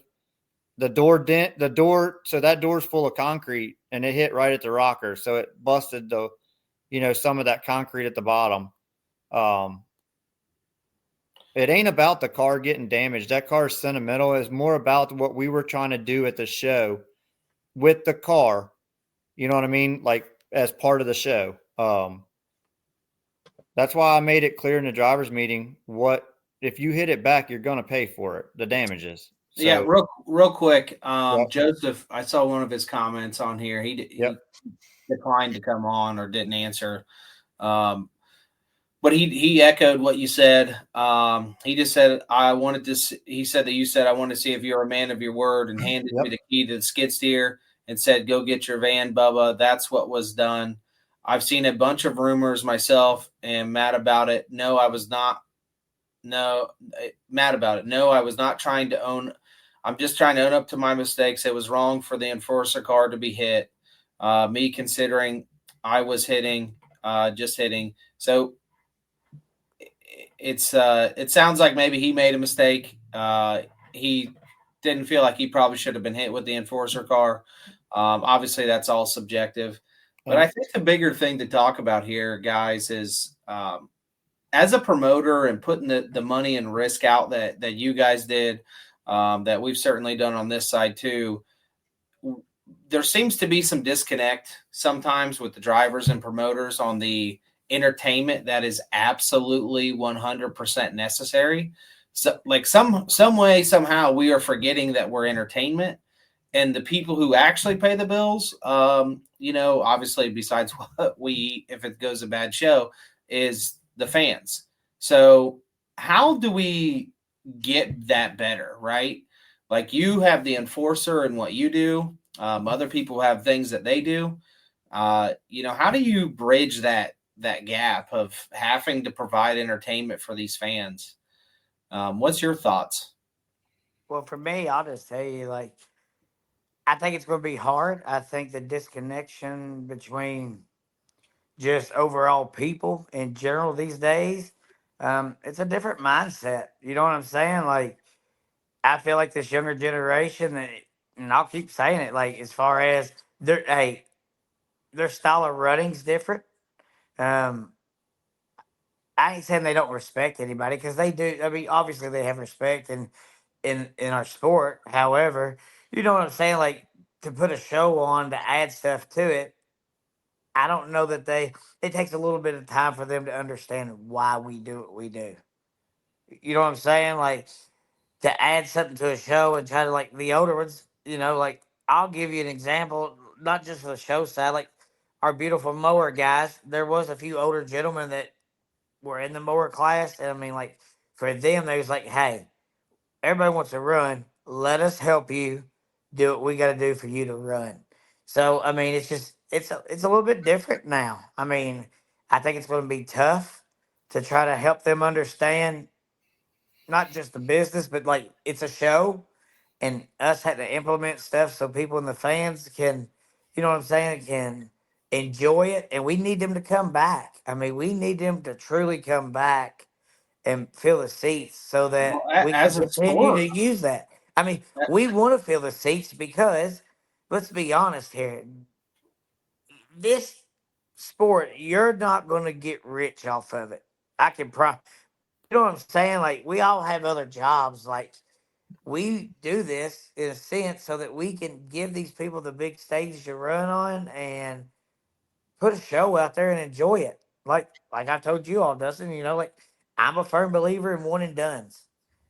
It's time for families to be able to go run a car, only have to fix it and go run. And if we keep losing sight of that and people not, you know what I'm saying, try to abide or get on board with the kind of show that a promoter's trying to do, then it's going to die out like that. I mean, that's what we don't want. I mean, we got a lot of young drivers out there that's really starting to get in the sport. However, a lot of older generations not there to take them under the wing for them to understand what we all probably went through in the past. So, I mean, I don't know. I think it's all about respect and trying to get them on the same page. However, we have to also respect them younger ones. Them old threes and up. Old school guys.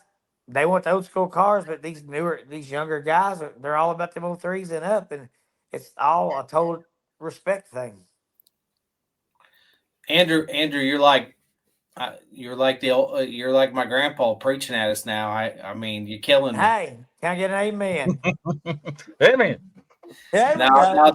that was good. Seriously, Robbie, what do you think? I mean, how do you bridge that entertainment? Look, people love the enforcer, so like how you can't. I don't think you get rid of it. They loved it. As What do far you as think? far as the entertainment side of it, Dustin, as you know, I've been doing demolition derby since 10, so pretty much my whole life. I think for the entertainment side, different sells, and that's why we brought back the Enforcer. That's why we wanted to use the Enforcer. Like I said earlier, as far as entertainment goes, it doesn't do me any good as a promoter to have my flagman go out there and break sticks off if I'm trying to entertain the crowd. If I can break a stick off, that takes another car out of competition. As far as entertainment goes, like it's our job to do the entertainment, and there's 1,000 ways to do it. You just got to figure out what works for your area and what works for the style cars that you have on the track. You know, Robbie, you say that, and I'm sitting here in my mind comparing the two options. So Right. as a driver, I'm sitting in the seat, and I got a choice to take a little bump that's probably no harder than I'm going to get hit throughout the Derby, and I get to keep derbying from the Enforcer, or I get my stick broke. Right. That's my two options. Right. I mean, I got to think I'm taking a little bump from the Enforcer almost every time. You know, I don't want your stick broke. That means you're out of contention here. So right. Most of the times, like how we do it at our county fairs, is if you get hit with the Enforcer, and then the next time your stick's getting broke off, like that, the Enforcer is your last warning. You know, at this event, I was trying to let it go. You know, I wanted the entertainment to be there for the crowd. I don't want to be the guy that has to go out there and break those sticks off. It don't bother me to do it. We do it at every show. But well, if you think about it, what's more entertaining for the crowd? Is it the Enforcer lighting his lights up and going out there and somebody taking a bump, or is it going out and breaking somebody's stick? Right. And when you break somebody's stick, you put yourself in that situation too, where now people can say you're controlling the Derby. You took him out because it's so-and-so, right? You go out there and you hit them and you bump them a little bit, they continue to go. It's up to them to pick it up or not, right? So just my opinion. That's why we use that Enforcer the way we did at this event. That's why we also took lug nuts. We were trying to get people to pick it up, and if you didn't, we're going to weaken your car. Now on that note, guys, I know there's a lot of rabbit holes that we can go down. Let's talk about how freaking successful this event was. Okay. How did you get so many people in the stands? All right. Because there was 5,000 people in the stands. All right. What's the secret here? How did you get people in the stands? Over 5,000 people, and we don't know the exact number. We figure that out next week in a meeting that we got to go to. And I want to say that, you know, throw down TV and just people sharing it around got the word out. So, you know, when we first come up, when we first got to, I know, you know, like around the barrel talk and stuff with Track Shot, you know, we just said, you know, like Robbie been trying to get this, and I ain't going in detail how we, you know, like we've been friends and stuff, but when we first talked about like this Derby, you know, when we put the Bourbon Beatdown name on it, and we were going to release, you know, we were going to release it out there when tickets were going to go on sale. I mean, let's be honest. People in the past that wanted to run Freedom Hall, yes, they had some hiccups. Hey, you know what? It happens. Like, I'm not talking bad about anybody's promoters or anything like that. Venues, sometimes there's different, you know, things that's out of your control, and there's things that are in your control. But, you know, like, people had a bad taste about Freedom Hall.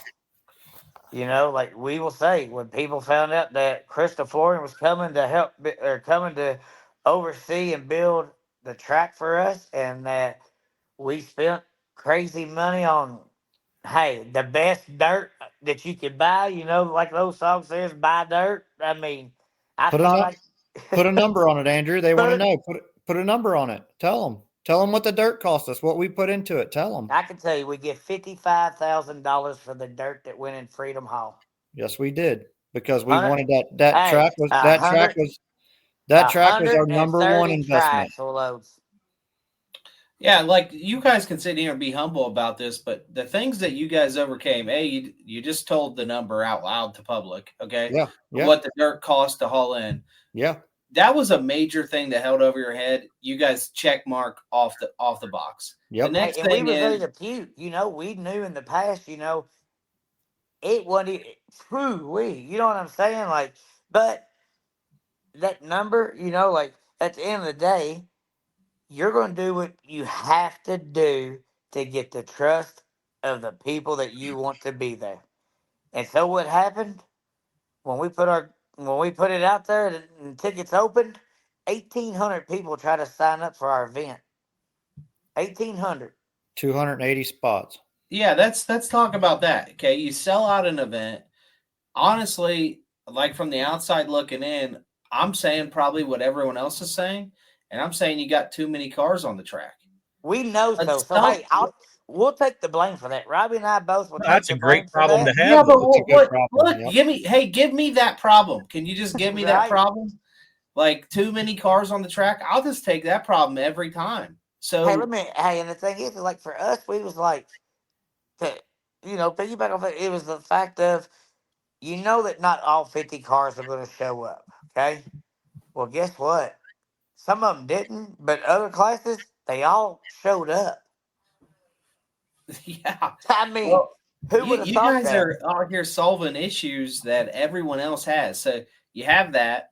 Now the next thing I want to talk about is you got the track cleared off with 50 or 40 cars on the track or 35 cars on the track in probably the quickest time I ever seen. Okay. Up a ramp that's one way. So I mean, all right, check mark, got that off. Hey, but I have to give credit to Robbie about that. Like obviously I've been to several big shows as spectators. There were guys running and stuff. I mean, a lot of people's asked like, how in the world did y'all get like Toby Holly to come on board and just different things? And like a lot of people don't know that like Toby Holly and I have become good friends 20 plus years ago. And so like some of them guys right there that come in to help us, like that's how that we got them there. And like Robbie's biggest thing was like at them bigger shows, getting cars off the track. He's like, Andrew, we've got to have enough skid steers to get them off the track. And that was his biggest thing. So we went with a number that we thought we had to have. Hey, and Robbie put time down. He's like, this has to take about this much time and this much time. And then I'm a number cruncher. And so we went to writing. And I'm like, you're right. So we have to have this done in this amount of time. I don't know how it Well, happened, but it worked. It you worked. guys got it. You guys got that done. Then the next thing is you keep the entertainment up in the heats. So how? I mean, I don't know how you like. I don't know how you actually got all these things done. Okay, and accomplished them all, because Brian, you've been there. Robbie, Andrew, you guys have been there. You put more cars on the track. What does it mean? Slower pace. But it wasn't.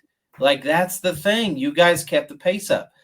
Part of that's probably the enforcer. Part of that's just the people you had, and the commitment to running hard.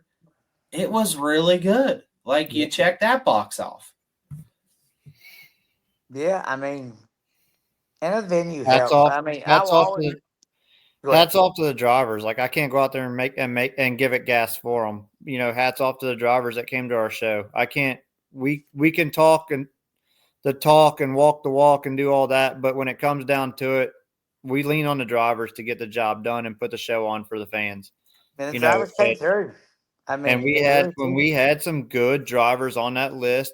So, almost every one of them. I don't know everybody on there, but every heat had some kill shots. And like I said, I haven't actually sat down and watched the Derby yet. Just from what I was witnessing when I was on the sidelines here or there, and some videos I've seen on Facebook of some people, snapshots and whatnot, there were some good shots out there. A lot of good driving and, a lot of good hard hits. Yeah, like these drivers is where it's all at. Like let's take Dale Colbert for example. Man had no luck. You know what I'm saying? Like he gets there, he was excited and all that. I'd listen to the podcast with him talking about getting to come back to Freedom Hall and run and everything. And I think in the middle of that podcast, his wife's like, "Hey, did you get tickets for us?" And I can remember like me and Robbie had like 6 trips to make to Louisville. I'm probably about an hour and 5 minutes from Freedom Hall, and I know Robbie's trip. He lives over in a dirt pig path, had to go around half a hillside to get there. But like in the middle of moving all those trailers, I'm like, I try to answer all the messages that are on our page. and I see Dale's wife had messaged and said, "Hey, so my husband is running, but yet he just told me he didn't have tickets. What do I need to do?" So in the middle of that moment, I'm like, I sent her my phone number. I'm like, just call me. And Robbie was on the other line. I'm like, you are not going to believe this. Yes, another one has not got their tickets yet. So like he come all the way down here, flywheel is busted and stuff, and he thought he was gonna get to run, couldn't find a flywheel, but at the end of the day, he come to us at the end of the show and said, "Hey, I know I didn't get to run this year, but man, the track's beautiful. The like even just the small stuff that we try to add to it, like Jason Sire and them, like they painted a logo, the concert we had, the barrels and all this other stuff, and Dale was like, "Hey, I will be back in Hey, 2026." don't forget your sparks, Andrew. Your cold. Hey, Oh man, what about them? no, those are sweet. I'm stealing that. Well, Yeah, hey, you better yeah. hope we Thanks for can that. find us some Brian's hard wire. definitely spending money on that for Yeah, sure. I'm spending Dustin's money on those things. I can bet your butt I am. So Yeah. I think ultimately the venue matters. I mean, obviously, when the derbies first started there, it was eye catching. I was sick starting out at this derby, guys, because I go to all these big derbies and the venue finally give us a date, and I was excited for the date. I didn't pay attention to the actual date, if that makes sense. As time went through and the negotiations with Freedom Hall went through, I started to realize that Capital City Carnage was on the same date and Mississippi was on the same date. Both derbies that I usually go to. Um, you know, So I was kind of stressing out over that. So, that was a problem. Um, so I told Andrew, I said, I don't know how many vendors we're going to get because, a lot of vendors are probably going to go to Capital City Carnage. And I wanted to have an option, and Andrew did too, for people coming to the show to pick up parts in our area. And how cool is it to have some big name vendors come into town and make it easy where they don't have to pay the shipping and stuff. They're going to have it right there. We were lucky enough to land 8 vendors, and we had them all set up there. And I swung around and had some chit chats with them, and they've reached back out to me for the ones I didn't. And it sounds like they did really good at the event. So that's another plus. Maybe And next we year. apologize to them also. Like it wasn't a prime location for them, even though they was right there in the inspection line. But with the time frame that we have, like when you go to a state facility, and that's what it is. People don't understand. Like a private entity is a lot different than renting a state-owned fairgrounds in a Absolutely. sense that has probably 8 other events going on at the same time. Yep. The Beef Expo was going on.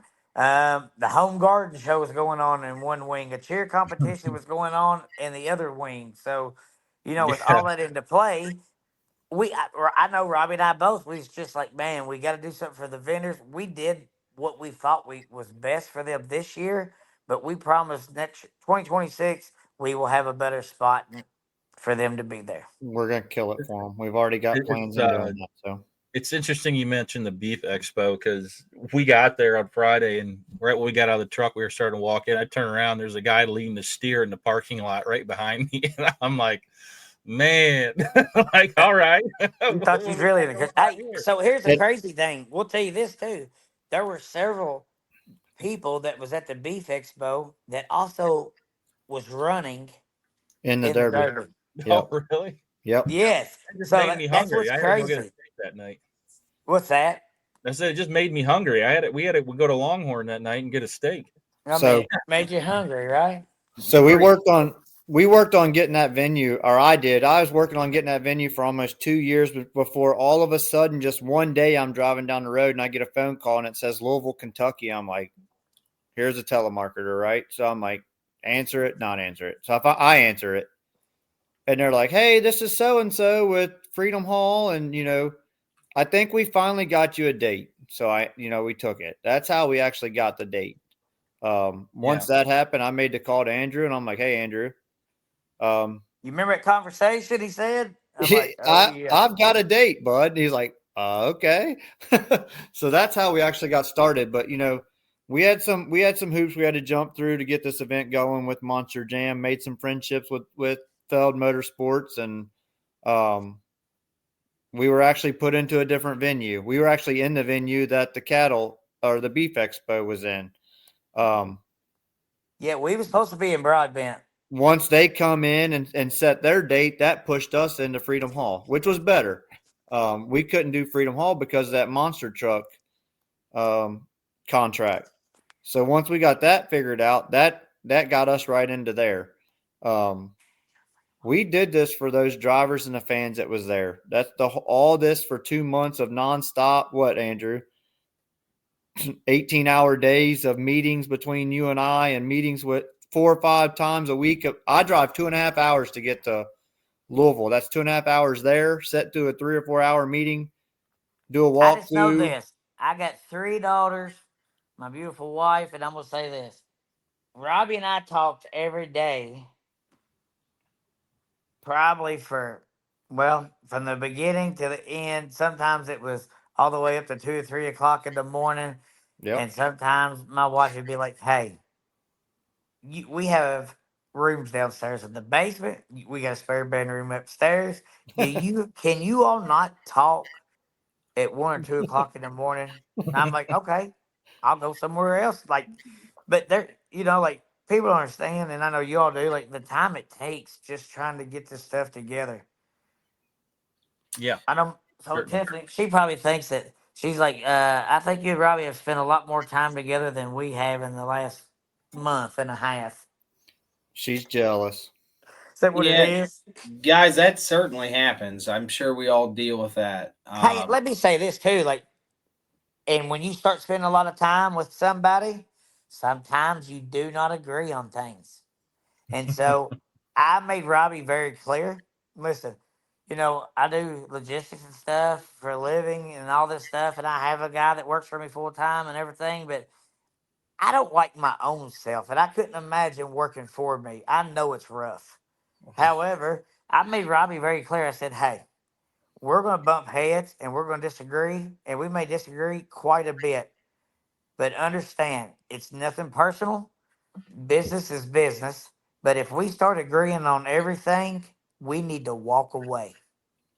And I said, I'm serious. Like, we need to walk away, because if we can't disagree and work through things, or both of us bring something different that we have to try to work through to try to understand why you feel that way, then we're going to fail at this. Because anybody that 2 people that agree 100%, they're obviously going to go down the same path. And that's not what we want. I got a question for you guys, Dustin. Y'all have been asking us a bunch of questions. What was your all's feeling on the dirt berms there? I know you had them at Bristol and whatnot, and I've seen them a couple other places. What's your opinion on that? You like those better than concrete, or what's your opinion? What's Brian's opinion? Yeah, I mean, Brian and I have had enough conversations. I feel like I can confidently answer that, but we are in talks with insurance companies all the time. Different insurance companies talking about the dirt berms, because we 100% think that this is a better way forward. And we think that it creates a cushion similar to a safer barrier in NASCAR around the outside wall, in which the cars grab, or the dirt grabs the cars. So 100%, we are, we're all in on that. We think, the things, obviously, when we deal with what we dealt with 4 days at Bristol, Robbie, is a little bit different than what you guys dealt with that night. The cars are a little bit different. The action, I mean, is more spread out. Mm-hmm. We feel like our dirt berms for last year, just critiquing ours, they got to be higher and they got to be deeper. They got to be a flat ledge, almost like a plateau for 8 to 10 feet. We got to come in and straight cut those every single day. And look, I mean, I thought your guys as well as were great. You have to go a second day. Obviously, you're going to be running into some problems there, but you didn't, so you didn't have to prepare for that. That's my opinion on it. And for me, with the concrete, typical concrete K rails or Jersey barriers, whatever you call them, There are different names everywhere for them, but like just for example, last year at King of Ohio in 2024, we had the concrete walls. Those were all brand new walls that weekend when we put those in, and by the time that show got over with, every one of them was destroyed. And you can't put those back together on the fly. You can't repair them on the fly. They fall into the track. They fall. They turn into ramps. They turn into all kinds of different unpredictable structures. With dirt, if a dirt wall gets broke, if it gets tore up a little bit, guess what? You can fix it. Yep, you can fix it, and it's not going to cost you a dime to fix it.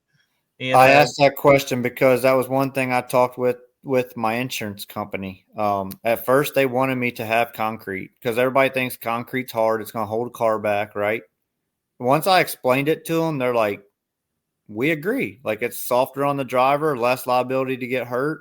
They're obviously not going to drive through it. The car's not going to go plowing through it and just blow the whole mound out. It might go up on it, but that's why you do like what was it, Andrew? Like a 5 foot, however wide a skid steer is, like 8 foot, whatever it is, where the car would belly. Yeah, the car would belly there. It would stop it. It'd be on the dry shaft and stuff, on the floor pans. So I asked that question because my insurance company was very, very happy with it. They were there Saturday. They liked a lot of things that they seen as far as the track and the organization and stuff like that. So the officials having on bright colored hoodies, and I think that's the way that a lot of promoters need to start going, and that's why I brought that up. With their insurance companies. So yeah, and you'd be surprised the things that the insurance companies certain insurance companies anyway will tell you. They'll say, what was it, Dustin? They wanted truck axles surrounding the track and logs and whatever else. And we're like, dude, this was like, they did this stuff 40 years ago, dude. Like, we don't do that stuff anymore. Like, you're behind. You're way behind. With these bigger shows, Robbie and Andrew, we're well aware. Look, Freedom Hall, Bristol, wherever you're going, drawing more eyes on the sport means we have to be at the forefront of safety. I think, it's easy to critique and say this, that, this. You guys did so many things right. And when it comes to safety, when it comes to your wall crew, when it comes to communication, I mean, I still see, Robbie, I think you know this, we've talked, I still see derbies where guys on the wall don't even have stopwatches. Mm-hmm. You guys are sitting there having like mini cameras, like mini. Yeah, Mike out there. Mike Decker had like a digital mini TV on his chest. It was so, I was like, where'd you get that? Amazon purchase? Yep. Yeah. Yep. I know tonight was hashing out some other things, but yeah, look, we got to talk about those too, because nobody ever wants to talk about all the BS. They just want to like go on Facebook. We felt like we did that. We allowed both sides. Obviously, people wanted to tune in and see it, but damn, you guys did a lot of things right. Like, and we should be beg, borrow, stealing ideas from each other all over. Look, I feel like you guys went through. There's like this indoctrination to be a promoter, and I think it's just like to get slandered on Facebook for a week. For some reason in the derby world, we got to stop that stuff too. Like, everybody puts way too much time and effort into this to, be going down that road. So one thing that took me a lot of time, and Andrew a lot of time, that I wouldn't say it took us a lot of time because we didn't have a lot of time, but the one other thing other than the track that we put a lot of thought into was our inspection line. We wanted to get inspectors from different areas, so there's no favoritism. We tried to get them from multiple states to try to build a brotherhood with a bunch of guys. And as guys, we, going into a different subject, we keep a lot of stuff bottled up. And when there's a brotherhood there, you build a friendship there, that's good for us mentally. And you guys know what I'm saying. We put that team together, and I don't even know where everybody was exactly from. We had Indiana, Minnesota, Ohio, Wisconsin. Kentucky, Wisconsin. Like, we had people from everywhere. And those guys were out there. I went out and checked on them a couple of times. I told them I would stay out of the inspection line unless they needed me. We set it up where you had head inspectors and a president inspector, just like you guys do at demo. we tried to do that and put a lot of thought into that, and we didn't hear too much backlash from those guys. You know, we haven't heard too much on the inspection line, and I'm not looking for hate on that. I'm just saying that was one thing that we put a lot of thought into, and we tried to pick those guys to build that brotherhood and to make sure that they all could work together. We even throwed a couple of our social media buddies in there to try to break up the monotony and to have fun, and and let those guys build a brotherhood with some guys that know how to inspect cars. And not saying that they don't, because Critter knows what he's doing. Obviously, Devin knows what he's doing. But those guys are also funny. They're not us normal derby guys where we're serious and, counting body bolts and looking for holes in the frames and all that. Like we try to think it through and build that brotherhood to where, people could have fun in that inspection line. So, Robbie, on that note, you're probably one of the few people in the derby world that would have been able to pull the different demographics that you were able to pull. And I don't think that can be overlooked. I think you definitely have made friends in a lot of different circles, in a lot of different sectors of people going different directions with the sport.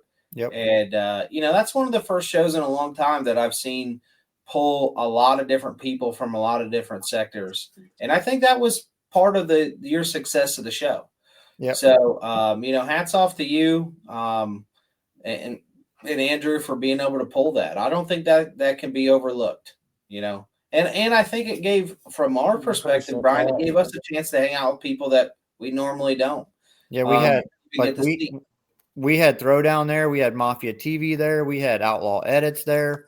And people are going to kill me if I forget. Like, we had a lot of social media people there that are friends of mine that was there to help support us. And that goes a long way when that happens. You was talking about how many people we had in the stands and stuff. And Andrew and I didn't do that. Like, social media did. All of our friends did, right? That wasn't us. Like, I don't know that many people to do that. I don't talk to that many people on a daily basis because I'm behind a welding helmet or doing, whatever, wide open. Our friends did that. Our derby family did that. And I can't say thank you enough to everybody, because we're not going to make money at doing this. We're never going to probably make money at Freedom Hall because it is very expensive to have a demolition derby there. But it is the prime location for demolition derby. So yeah, I can just say for me, I got a chance to talk to to people that I've never met before. Like Wesley with Outlaw Edits. We had a good conversation. Really good guy. Great guy. Does really good work. Very impressed with his stuff. Yeah. And not only him, but we got a chance to hang out with with Fatty and Steve and Derek from Hard Nosed Derby podcast. Yep. Hard Nosed, Mike Dix was there, and got a chance to hang out with him a little bit and talk.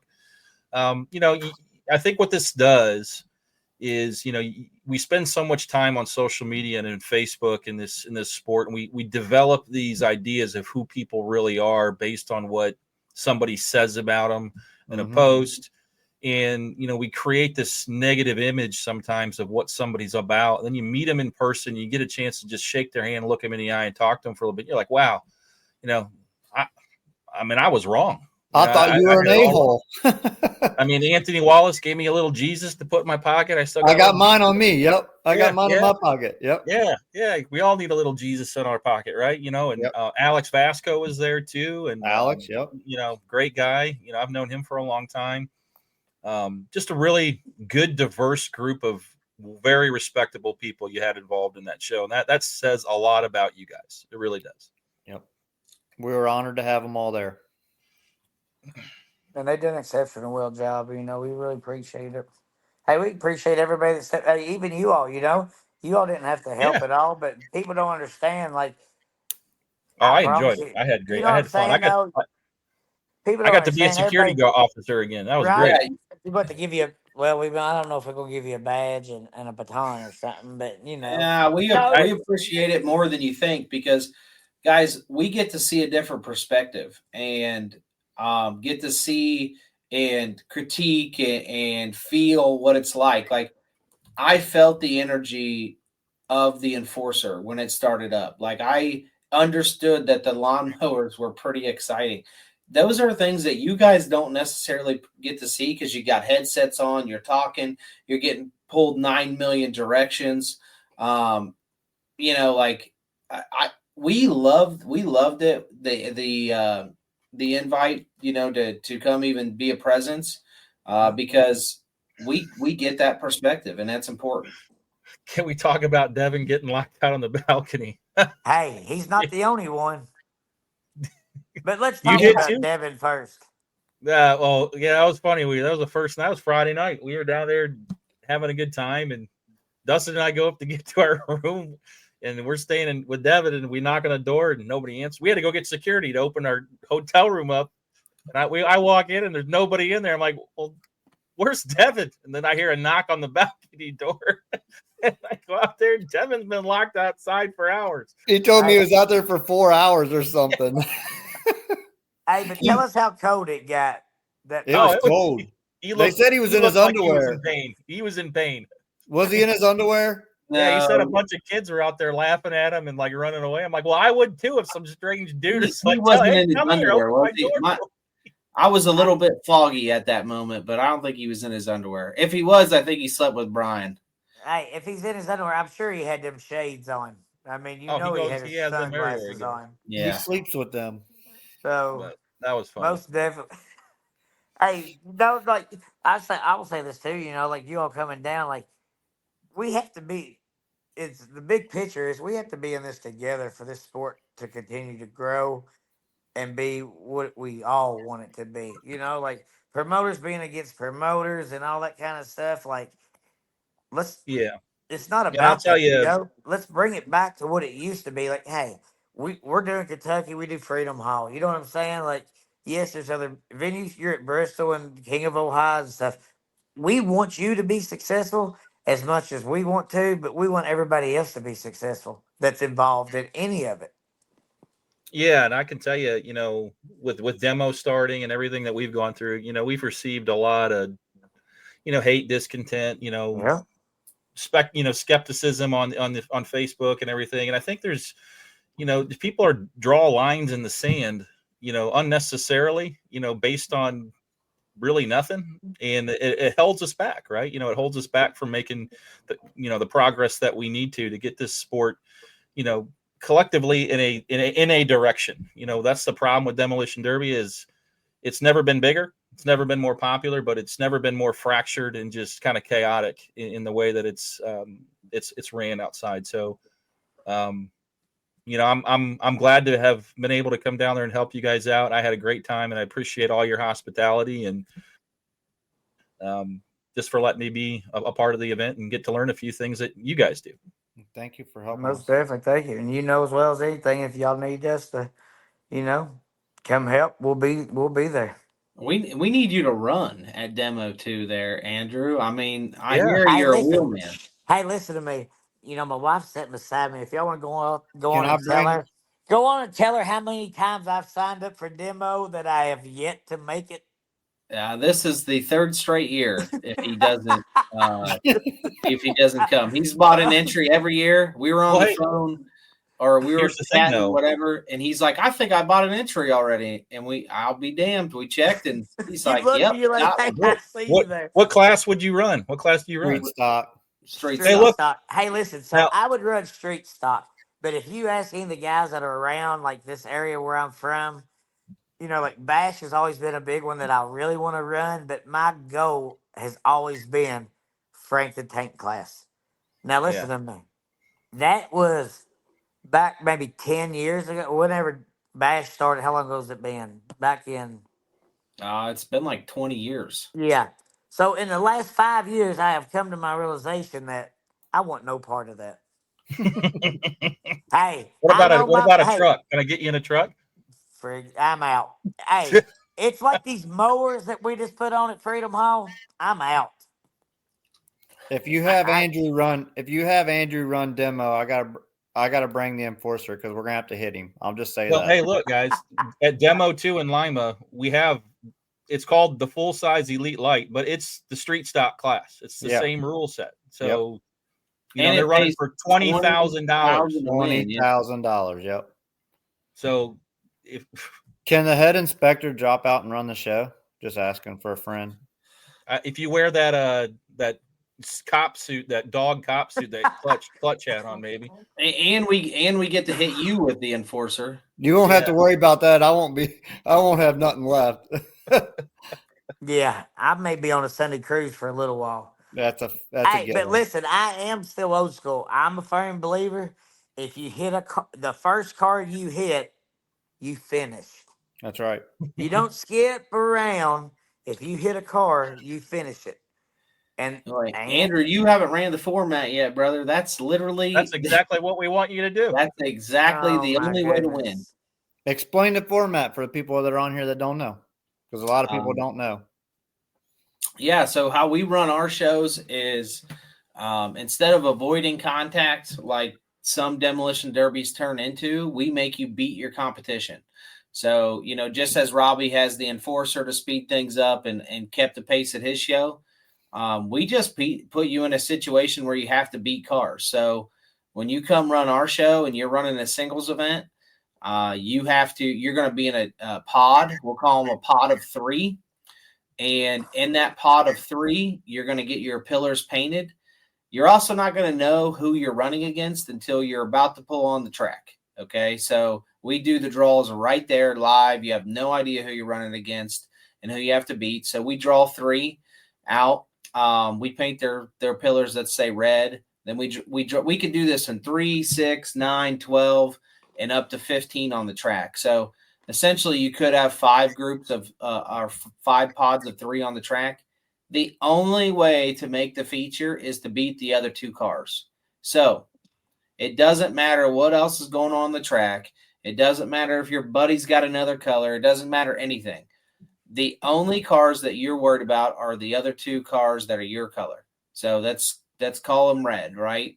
And let's say, for the sake of this conversation, Brian, Andrew, and Robbie drew red. There's only one winner coming out of there, no matter what. Like, it doesn't matter if you get it over with in 2 seconds or if it takes an hour. There is one winner coming out of those 3, and that's it. So it really tests you.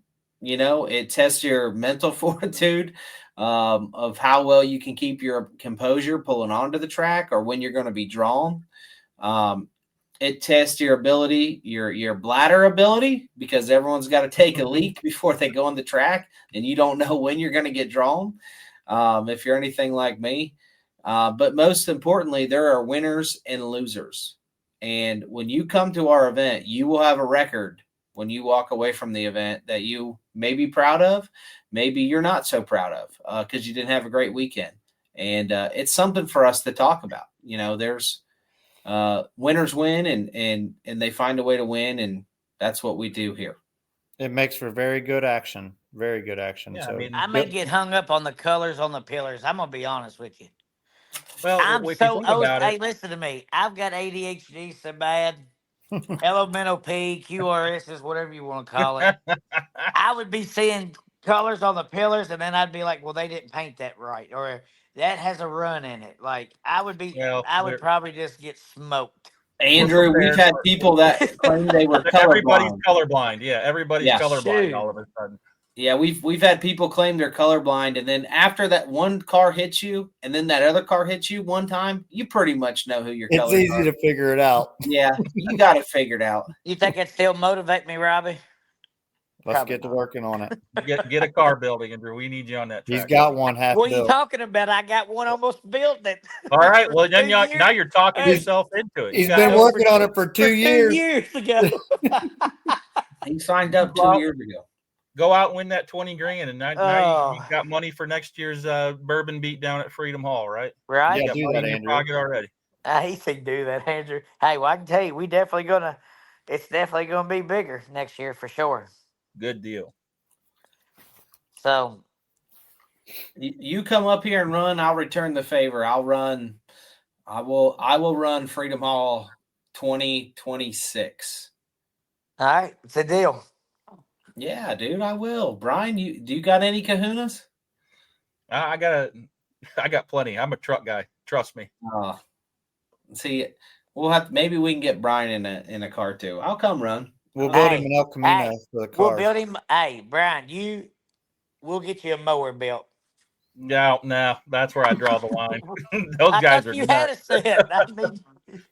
I Hey, never seen dudes fly so high in the air off a lawn. I mean, I don't even want to go mow my own yard now. I mean, hey, I'm Brian, afraid to listen. get my own lawnmower. I got it figured out. You know what you got to have? What? Tell him, Robbie. Tell him A what you John- got to have. A John Deere 240. Hey, if we've learned Might get on anything, marketplace here. that's all we've heard about. It's is a full John frame. It's Deere a full frame 240. mower, from my understanding, and it's got a big transaxle in it. So some of them are PTO driven. Don't kill me if I don't know what I'm talking about, but supposedly Fatty that's and like them, a mower to have. So we're learning. Fatty and Man. them says they would buy them all up and just put them away, just so nobody else could have them. We need to have those. We need to have those mowers at Bristol, dude. You want me to be over top of it for you?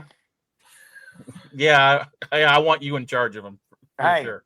well, I can tell you, they know when they only got about 30 minutes to get the cutting and do the driver's meeting all at once. They'll be there, won't they, Robbie? They pulled it off. They killed it at our show. I ain't seen a mower. I've never seen a lawnmower hit that hard at that speed and then go that twice as fast in reverse across the track, getting pushed. I don't know how he kept. I don't know how he kept it on all fours going that I fast have in no reverse. clue. The mowers did exactly what every class should be proud of doing, and that is Yes. literally be the talk of the show. Look When I looked up in the stands, there wasn't a person I didn't see standing up. Like, it was crazy. Hey, if you can get the dust off of Mike Decker to get excited about something, you've done something. I'm just saying, we brought him out of the dinosaur days, and hey, he I was don't know. excited. I was speechless. I was standing on the side there. I'm like, what am I watching right now? This is crazy. Like, this is crazy. So Yeah, here you go. Is this really true? Seeger had one that revs 9,000 RPMs. Like They had so yeah. Some of those they're nasty. Some of those twin cylinder motors that were on them mowers out there at that derby look like racing lawnmower motors. The carburetor on that one looked like bigger than what I've had on small block Chevy engines back in the day.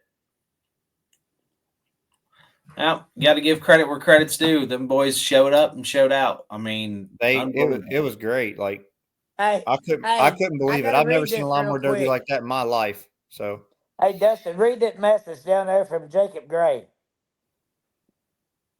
Jacob Gray. Andrew telling us mower guys that 99% he won't have us back unless we put on a good show.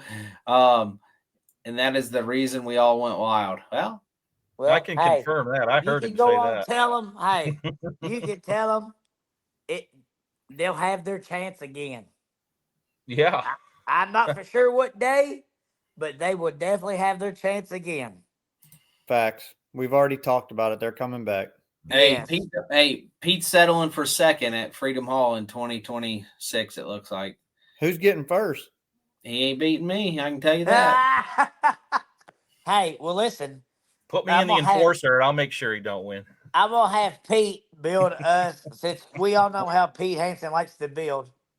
We're going to have him build us an enforcer mower. No, we're not. It'll be No, an we're not. 8,000-pound enforcer mower. What it'll be. No, we're not. We're not going that fast trying to chase them down. No, we're not. Hey, No, I'm not getting on it. That'll have a red line engine in it, and that'll be ridiculous. Ain't it now? Hey, Pete, can you get us a mower engine built by them, please? Yeah, he probably can. If he can get it done, hey, don't may tell be him their to do prize. it. He'll do it. That may be their prize. That would be pretty cool. Yep. Right? Yep. Hey, I will say this real quick. Hey, we have to mention our Southern Kentucky distillery, man. They really, we lost our distillery. We lost them a week before the. Well, week before the derby. Yep. Hey, and I'll tell you, it was logistics was the whole issue with the levies and when you start using alcohol and like that kind of stuff, things change and like what's allowed, not allowed, and all that kind of stuff. And I'm gonna tell you, man, like Junior and them, they really Junior Cecil, they really come through for us, with everything. I mean, hey, the signature bottle that has the Bourbon Beatdown logo on it and everything, Barrel Select. I mean, Yeah. it really was nice, Like I will tell you, like those bottles with the way that kind of some of the sales that was set up that they couldn't ship to some states and some people had to come pick them up. They that will be going back on sale here soon, because they're able to ship to some other states here in the next 30 days. So we made a deal with them, that people would get the same deal, that they were able to get at Freedom Hall, so that people can still get those. Because we only had so many of them. I'll have to get with him and see how many are still left that they're able to purchase out of those Barrel Select. But it's definitely going to be a collector's item now, and it will be from each year after. Mm-hmm. And So- guys, Yeah, if you didn't catch that, that's Southern Kentucky Distillery. SKD is their logo. It's a big white logo with SKD on it. Yep. We got Dustin and I got a chance to talk with those guys. We talked to them like a half hour, I think. Yep. We're We're really talking about doing a really cool whiskey bottle next year, and it's in the works. We're hoping that we can pull it off. Don't know what it'll cost, but it'd be something cool for all the Derby drivers to collect and have. Obviously, this year a week before the Derby, Andrew pulled that off on his own and got that landed for everybody, and he drove 4 hours or whatever to them and picked up whiskey barrels and shook hands and made a quick video for Throwdown TV. And I mean, a lot of work happened in a week to land that for them and for us. Next year we got a whole year to plan. So it's going to be a really cool collector bottle is what we're planning through them for the Throwdown. So, and for Bourbon Beatdown. So. And guys, I can't stress enough that when people come in and take a look at our sport, no matter who they're with, but if they're coming from the outside to take a look at our sport, let's make sure we treat them well. Take care of them. If you are, buying bourbon or you're buying, alcohol, they sell different stuff. I know they sell like moonshine and stuff too, but hey, take a look at these guys. Because it matters, and we want outside people to come take a look in our sport, whether it's you guys benefiting somebody else, it doesn't matter. It benefits us as a whole. Yeah, we were trying to, go about it a little different. Usually you take motors and all this. We try to look at certain kind of sponsors and stuff like that. But, we're trying to go outside the box so that, families can get involved with some of these sponsors that they're able to see something that us guys are really not really into or whatever. So hey, we have some other things working on that too with some other sponsors. So yeah, we definitely need to show them love, or anybody that does come on board with any your all stuff. We all need to really look at that stuff and just thank them also. Yeah, Brian's got this pulled up. If you're not a drinker, hey, you're not a drinker, but you guys got some pretty cool stuff. Hey, how good is that green moonshine there, Dustin? I tried all of them. You had me try like 8, I don't know, the whole box. The green one was good. It's so good. It's so good. I didn't see it till Saturday about 4:00. It's so good. It's so good. It tasted like the red one, the purple, and the orange. Why you keep bringing that green one up, Andrew? Because I want a drink of it. Yes, but hey, but what the crazy thing is that Robbie or I, neither one of us drink. So it's kind of comical, everybody's like, "Oh, we gotta get a shot," and we're like, "Okay, here we'll pour you one." Well, you don't want one? No, we don't want one. But hey, you enjoy ours too. So how we come up with the name is we were trying to do something with the state of Kentucky in our area. We explored the horse scene, right? Trying to come up with a name that doesn't fit with Derby cars. Then we started with Louisville Sluggers. We was thinking something with the slugger, right, to try to tie that in. Really couldn't figure out anything there. So then we started thinking about, Kentucky in our area, especially where the Derby is well known for bourbon. That's how we come up with the Bourbon Beatdown. And we had that name in the very beginning, and we're like, nah, it sounds like a drunk fight. Even Kara, my girlfriend, said that. She's a school teacher, and so is Andrew's wife. Girlfriend? Oh. And they're like, no, Kara's like, that sounds like a drunk fight. I don't think I'd go with that. So we come up with 1,000 names for it. And then we're like, you know what? Bourbon Beatdown sounds the best. So that's what we went with. That's It how worked, we come up with the name. It worked. And, you know, Southern Kentucky came on board and killed it for us. You And know, in Southern Kentucky, like some of them, they reached out at the very beginning yep. when they seen the name of it. It's like, hey, would you be interested in bringing But on? we were already working with somebody We else. was working on another one, but Junior Cecil and his brother, you know, they derby. That's Yep, what they was derby. kind of Yep. crazy. And so when I talked to them, like they called me back the next day and they was like, "Oh, we're all in."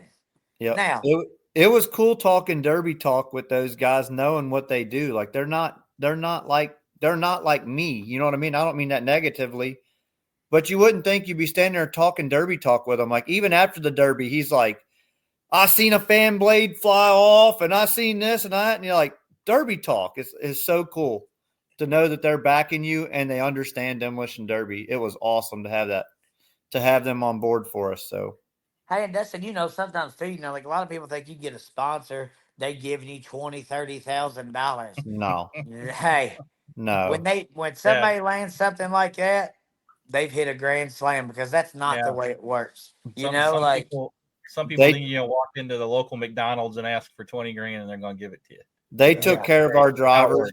They took hey, care of our drivers on a very short notice, and they give us, you know, some stuff for people to taste test and for us to have fun with, and some gifts for us to give away.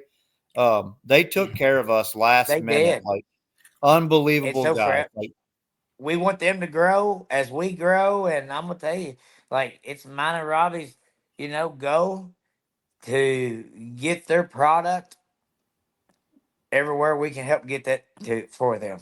yep, Yeah, agree. guys, on that note, there's a common misconception with sponsorship and people, because I know you guys get hit up for it all the time, so do I. And as we're hitting other people up, right? But the common misconception with sponsorship is these guys that we're trying to get sponsored by are smart enough to make millions of dollars, but then dumb enough to just give it away. Like that's just they don't do that, right? If they're going to sponsor you, it's called ROI. There's going to be a return on investment. So if they Yep. give you 100,000, it better be worth about $200,000 of Right. investment. So Hey, and it better be a year in advance. Like that's what people don't understand. They think, oh, I can go get it now. No, like that we got told no on several things because I mean, you know as well as I do, probably 90% of sponsorships you have to submit a year in advance. You know, like you're already on people's budget. Budget's already done for companies a year in advance. So if you've not made it on there, like, or you try to do something as quick as we did, you really don't have a. You got about a 10% chance, maybe 3% chance that they'll even talk to you. oh, it's so different than what everyone thinks. I mean, and we've done pretty well getting people from the outside of the derby world in, Yep. whether it's VP Garage Beer, Driven Racing Oil, Low Car. I mean, there's a number of. Am I missing any? A Brian? simple solution. Yeah. Simple Solutions always been a been a sponsor. I'm just a little peon down there. I get it. I get it. No, I'm talking from outside of the derby world, but I'm like kidding, it Bob. takes time, I was guys. joking. It Yeah. takes time. It takes patience, and like you said, like Well, people do PRI not custom coolers are Yep. PRI. Oh yeah, PRI yeah. custom coolers. That like they were huge for us last year. Now, in return, when these, like I'll say it again, when these guys come in, you've got to appreciate them. You've got to buy from them. Like it means something. Like you can't just not buy their product. Amber Key, here's my 12-month advance of sponsors and shares of sponsors. That's really how it works. It's really how true business works. So. And a lot of times you trade off. You know what I'm saying? A lot of times you're trading off for things. So, you know, like, hey, I do think about like Fatty and them with Track Shot Live, Throw Down TV. You know, they pushed us hard. Like it was going to be their first, pay-per-view and stuff. And, like they really, I feel like in a sense, they really pushed our stuff out there for us, the same as we felt like we needed to put on the best show that we could to help get them up and going with their pay-per-views and stuff like that. So, I mean, a lot of times, a lot of monetary things are not switched We hands, but and other things are. we had some major struggles there with Throwdown, that people don't see behind the scenes of figuring out different issues here or there and learning curves for both of us. And it's completely different going from a fairgrounds to a big venue like that and having all those little gadgets that you can play with and getting the right people in the places to make it happen. The fans come in and they see those logos on those screens and they see all that. They don't realize that it takes 2 or 3 people to work all that, and you got to have the stuff formatted and sized and pixelated, and it is a ton of work that nobody gets to see. So I will tell on myself 100% right here. What day was it, Robbie? Friday or Thursday? PRI, baby. Huh? I said yeah. PRI. That's right. Some of our I coolers guess it are was either actually on. Thursday or Friday. I'm like, Robbie, and then Megan with the event, she's like, Andrew, you have got to get me the formats and stuff for all Yep. these logos and all this stuff. And I just said, Robbie, I don't have time with everything else. I said, I'm calling the guy that, like, I have a guy that does the monitoring of my computer systems and stuff for my company, my girls, everything. Hey, I said, hey, I need you to log into my computer. I've opened up 2 emails. I can't even, I'm so scatterbrained right now. I need you to find all my media stuff that's for the Bourbon Beatdown, put them in a file, send them.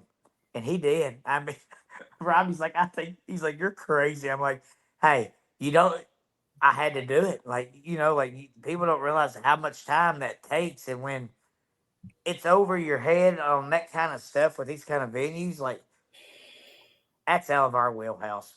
Like, that's why people are put in place to do certain things. Yeah. Hey, real quick, I see.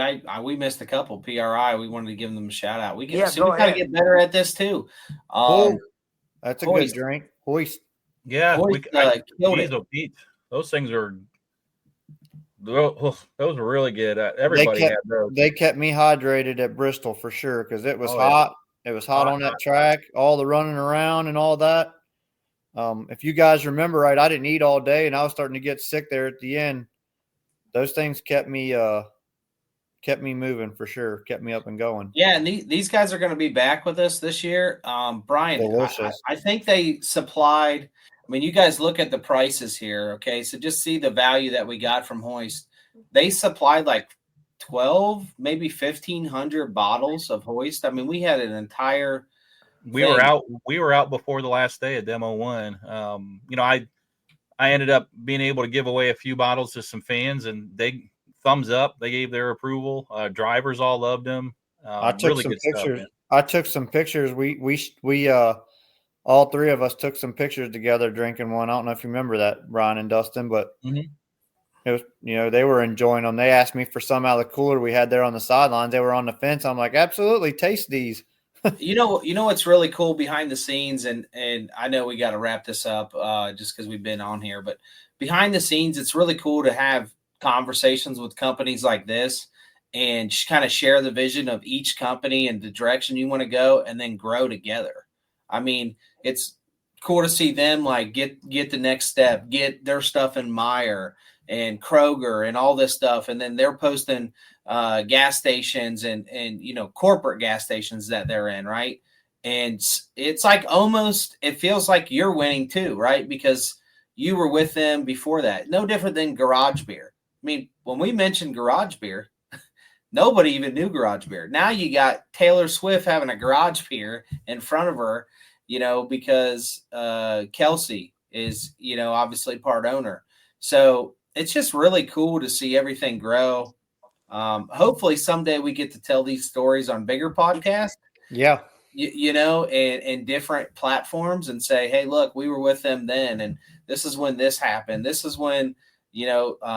the the first Bourbon Beatdown. Here it is, and this is all the chaos that went behind the scenes. Right. It's really cool, man. I mean, when you think about it all. Hey, Dustin, I guess one way to do it is tell everybody Taylor Swift's coming to demo too. You'll sell out. That might keep some people away. I don't want to do that. Hey, That's what I was thinking. I ain't going. hey, I listen, it wouldn't may go. a lot of us I ain't a away, but Swifty. there won't be a seat in the. You wouldn't even be able to pull into the grounds. Hoist is delicious. Yeah, Hoist So- was awesome, and guys, the people there were even better. So, And they're a military supporting company, and that's near and dear to my heart. So, as a veteran myself, so get out there and most find definitely. you guys can get on there. Like, you don't have to wait for our demo events to drink Hoist again. Like, get on there and order some. Like, it does mean something, But you can get on here. You can get on Amazon. You can order that stuff. But guys, let's wrap it up. Yep. I think tonight was, it wasn't about like trying to change people's opinions, but rather just let people form their own opinions. And I Yeah, hope I've seen all kinds of gossip on there. People saying that, there was assault charges and there was this and that. It's just nothing like that ever happened. Nothing like that was ever discussed. I appreciate you doing this podcast and having us on here and talking about it, because a lot of stuff gets out of hand when there's just gossip, right? People just stirring the pot. So I appreciate you guys doing this, and I appreciate you guys coming to the show, and we appreciate the drivers and the fans on our end. So Hey, and we appreciate what's his name coming on here, to tell his side, like, hey, if you don't ever know it, you can't ever get through it. So, hey, hats off to him. He could have said, no, I don't want to, I'm out. And he didn't. He chose to, face it. And, that's a good thing. Obviously, you can move forward, and we'll try to adjust some things, and it's a good ground to grow on, and we'll move forward. Yeah, well, guys, you had about 300 people watching live. It probably grew beyond that at one point. That's it sounds like people wanted to tune in. So, And then one thing I really take away from this past weekend, and Robbie and I've known Robbie a little bit longer, obviously, than you, Andrew, but what it proves to me is that it's possible for promoters and organizations to work together in this sport to do good things. And that's what everybody thinks is it's got to be a competition. We got to spread hate and discontent. And it's absolutely not true. And that proves to me is that I can go in there with a demo hat on and a Twisted Metal Motorsports sweatshirt and be just as proud of both things that I'm wearing, rather than just taking a side and drawing a line in the sand. So thank you guys for showing me that it's possible to do so. And it gives me hope going forward that we can bring more promoters into the fold and work together more so in the future at all kinds of events everywhere. Most definitely. Well, we appreciate it. And again, thank you all for coming down and, be a part of it. So, all right, well, we'll end it on that. And I'll end this stream now. Thanks everybody for tuning in. thanks, buddy. We appreciate it. Have a good night, guys. You too. See ya.